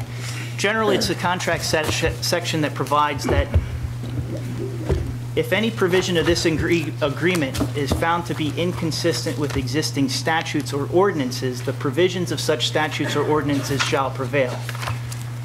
You'll agree with me, though, that the regulation is not a statute or ordinance. PREA is the statute. PREA is the statute, but the regulations are the way in which the act is implemented, and the department is held to those standards. In fact, although there is no separate civil cause of action created under PREA, it has now set the floor for all litigation in terms of sexual abuse and whether or not the confinement facility has sufficiently protected that inmate. So Now, this is part of the law. This is what we have to follow. It was your testimony, though, that by providing this notice, you are in violation of the law, correct? Yes. Okay. The first thing that you cited here was 115.61B, restriction on disclosure of information. As opposed to paraphrasing like you did, if we could go to the actual section here and read, apart from reporting to designated supervisors or officials, staff shall not reveal any information related to a sexual abuse report to anyone other than to the extent as specified in agency policy to make treatment, investigation, and other security and management decisions. So it provides for the ability to release that information according to agency policy or pursuant to an investigation or other security or management decision, correct? Yes. Okay. The next thing that you cite is 115.52C, inmate grievance not referred to staff member who is the subject of the complaint. Is it Ms. Fight? Fight, yes. Fight. And I'll ask you specifically because you're responsible for the compliance with this. What that actually means, and if we go to the specific section and read it, C1 says an inmate who alleges sexual abuse may submit a grievance without submitting it to a staff member who is the subject of the complaint. Basically, they want you to ensure that an inmate's not reporting a violation to the officer who violated him, correct? Yes. Okay, and then when you move down into C2, such grievance is not referred to a staff member who is the subject of the complaint. The import of that section is not that we're not going to refer that information, but that that grievance isn't given to the CO for adjudication, who is the chargee of the complaint, correct? Yeah, the information about the complaint is not given to the subject of the complaint. For adjudication.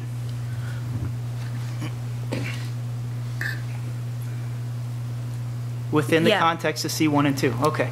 So they want to make sure that the inmate doesn't report the violation to the CO who did it or allegedly did it, and they don't want the CO who allegedly did it adjudicating the complaint, according to C1 and C2, correct? Mm-hmm. Okay. And either Ms. Lawson or Ms. Fight, with respect to the next thing that you cited, 11567A, the retaliation. The regulation provides that the agency shall establish a policy to protect all inmates and staff who report.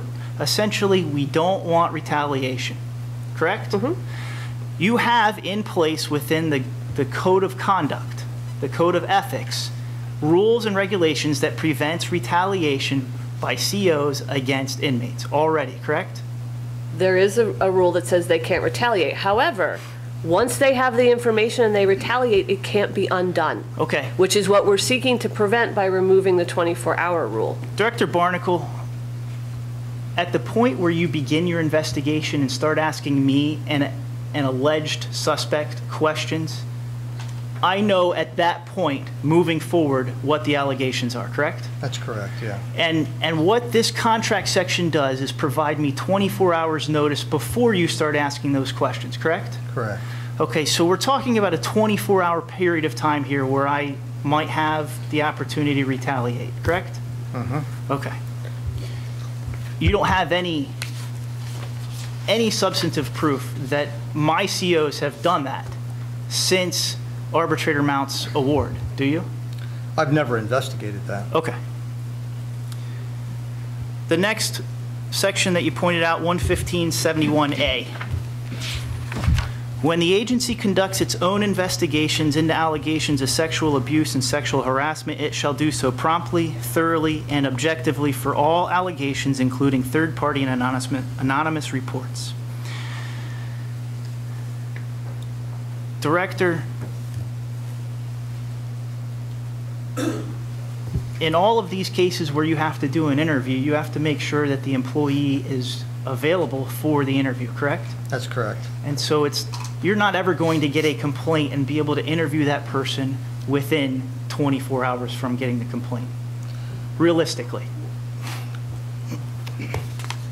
No, because frankly, when we do a complaint, like I said, there's a lot of preliminary things that we have to do prior to talking to the subject, so it's not going to be within 24 hours. As a matter of fact, by practice as a law enforcement officer, you're going to interview backwards from the victim to the person who's alleged to have committed the crime. That's right. Okay, so they're going to be the very last person you interview. That's right. So the 24-hour notice is not going to prevent you from getting in a thorough and judiciously and a timely interview, correct? There's no time constraints as far as the questions that are going to be asked. They're going to be the same. Okay. So the point I guess I'm getting from you guys is that the two big concerns here is that we're worried about retaliation, of which we have no proof, and we're worried about collusion. So there's this presumption that my officers are going to collude and lie during an investigation. Well, is that correct? I will say there's no presumption of what anybody's going to say in an interview. Okay. However, I think if you go, I can't think of any investigator that would want to disclose any part of the investigation to an interviewee prior to.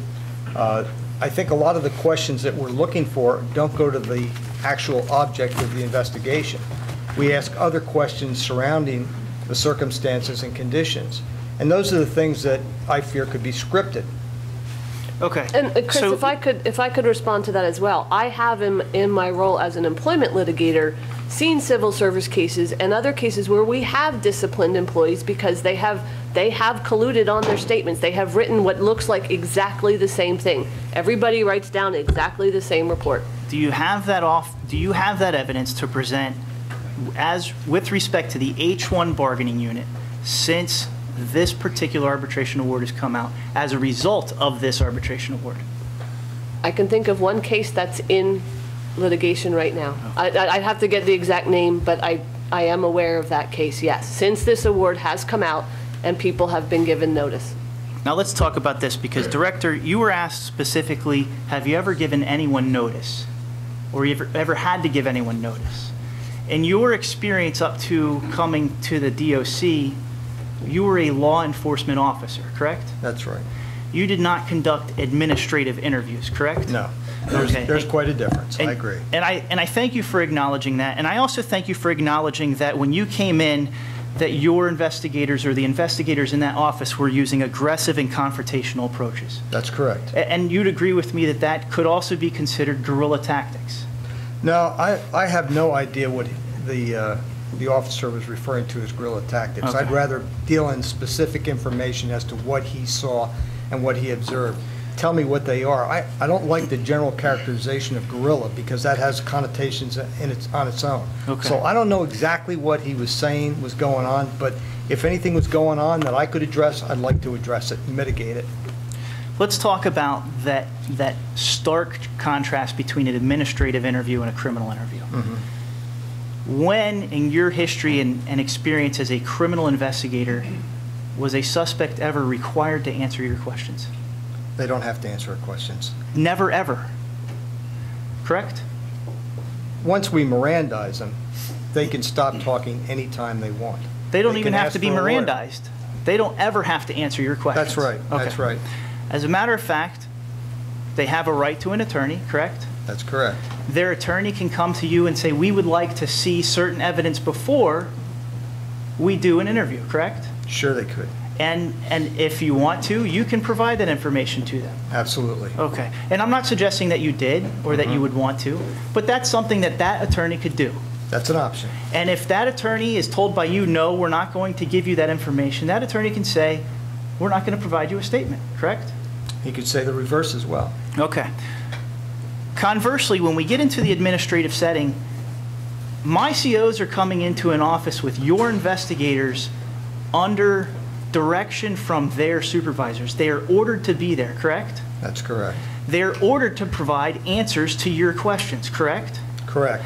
And they are there under the threat of a charge of insubordination if they don't show up and provide answers, correct? That's right. And if it's found during the course of the investigation that they lie, they can also be subjected to additional administrative action, correct? I can say this, they're rarely charged with lying during the course of the investigation. That's been a huge contention of mine with the Human Relations Department.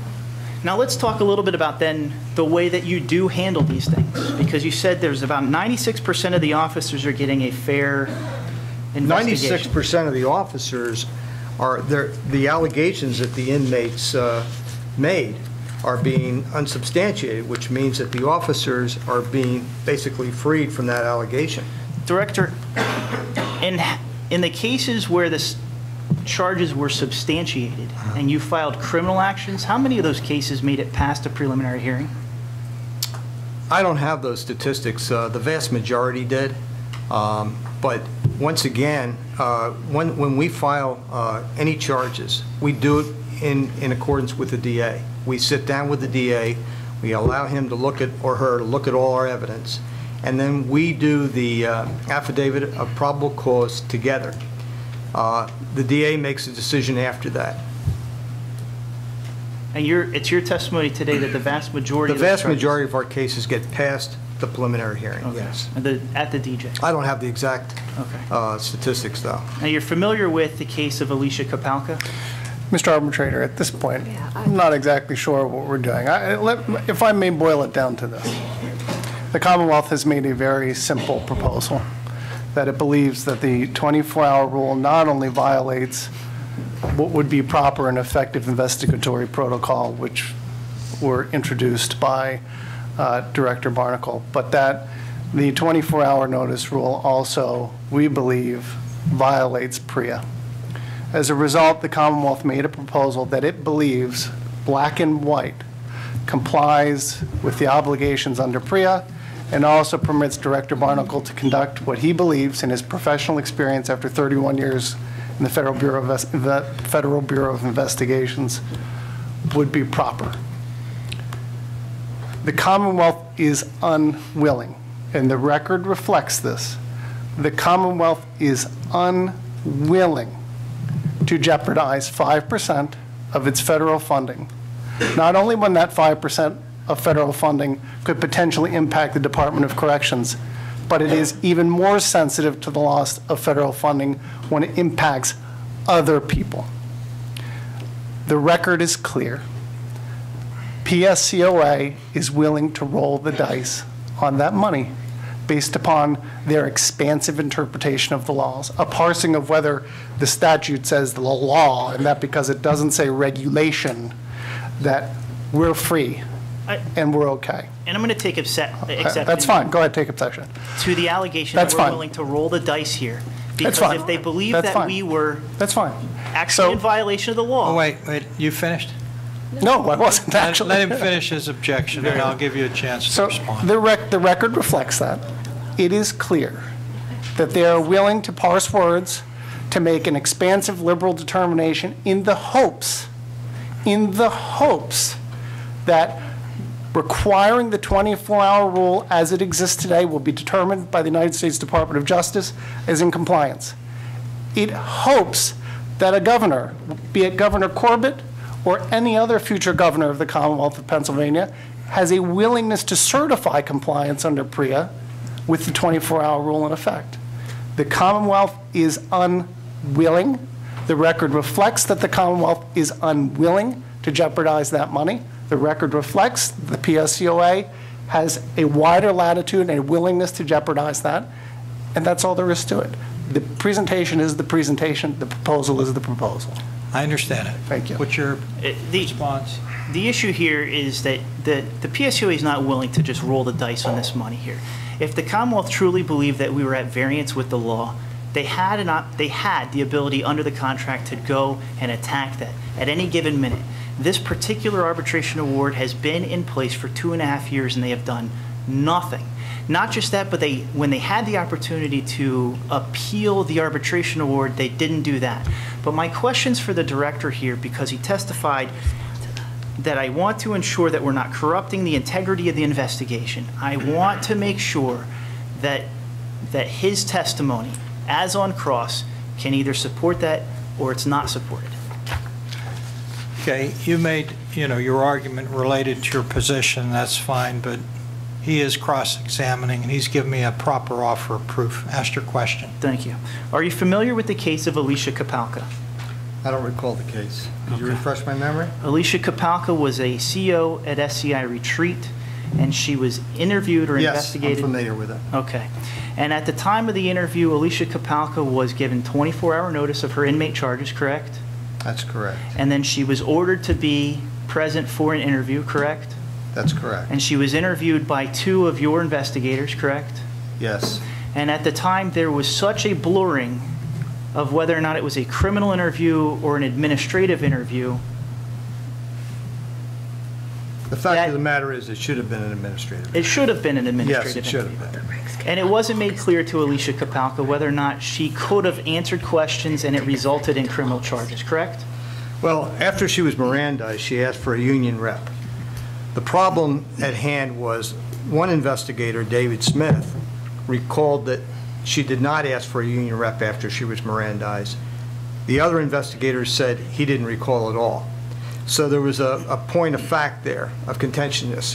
What the investigators should have done immediately after she requested was a union rep was to put the Miranda warning aside and said this is an administrative interview. Okay. He failed to do that. Simple. You'll agree with me then, your investigator, when he stated to CO Kapalka, you're not entitled to a union rep, this could go criminal, was wholly improper. He shouldn't have said that. I have nothing additional. Any redirect?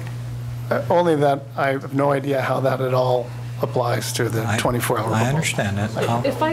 If I could just clarify briefly, and Ms. Feit would like to speak to the issue of audit compliance, because she is in fact a trained auditor with the Department of Justice. The regs in question, Mr. Cook has raised the issue of, we didn't raise this. Well, the reality was that the regs didn't come out until May of 2012. They became final and effective in August of 2012. The department hired a coordinator, a statewide coordinator, and we did not really get into the meat of how these regulations were going to apply to the Department of Corrections until the end of 2012 and really into the beginning of 2013. It was at that point then that we were able to look at these issues. The 24-hour rule became an issue, and we took this opportunity, the interest arbitration, as a way to deal with this issue. It was the most expedient. We have we can put this before your panel, and we can deal with the issue that way. But it is the department's position that it does in fact violate PREA. And I just want to, as Beth had said, I have been certified by the Department of Justice as an auditor for the prison and jail standards under PREA. And when an auditor takes a look at this, what we're tasked with taking a look at is not only the standards, but also the final rule that goes along with these standards to show how and why these pieces are put into place in the way that they are. So you can't just take a look at just the standards. They have to be compiled together. And if I were going into another state, I cannot audit our state, obviously, for a conflict of interest. But if I were going into another state to take a look at this, this would not meet compliance, and under my professional opinion as an auditor. Okay, thank you. Anything further? Nothing further. Thank you. Anything further? I just have to clear something up in my mind, and Director Barnacle, help me out here. You said in the last fiscal year there were 1,070 allegations. That's correct. And of those 1,070 allegations, 80 involve sexual conduct? Sexual contact, yes. Sexual contact. That's the allegation. That's the allegation. Yeah. So, and it's only those 80, would you agree with me, that would be subject to PREA and the PREA statute and the PREA regulations? Do I have that right? That's right. But the Commonwealth's proposal, as I understand it, would be not just those 80, but the other 990? Do I have that right? Yeah, I think, though, that it makes sense to do them all the same, sir, because if you don't do them for those 80, then it's going to tip the hand that it is about sexual contact. You see what I'm saying? And I just, if I could, Mr. Barnacle, and those 1,070 complaints, did all that 1,070 of those come from inmates? Yes. They were These are all inmate complaints? Right. Okay, just wanted to make sure that was clear. Of the 4.4% that you found to be substantiated, Well, how many of actually- those involve sexual contact? 3. 3. So 3 out of 1,070 involve sexual contact. That were substantiated. That were substantiated. Okay, Right. thank you. Any questions? No questions. Thank you very much.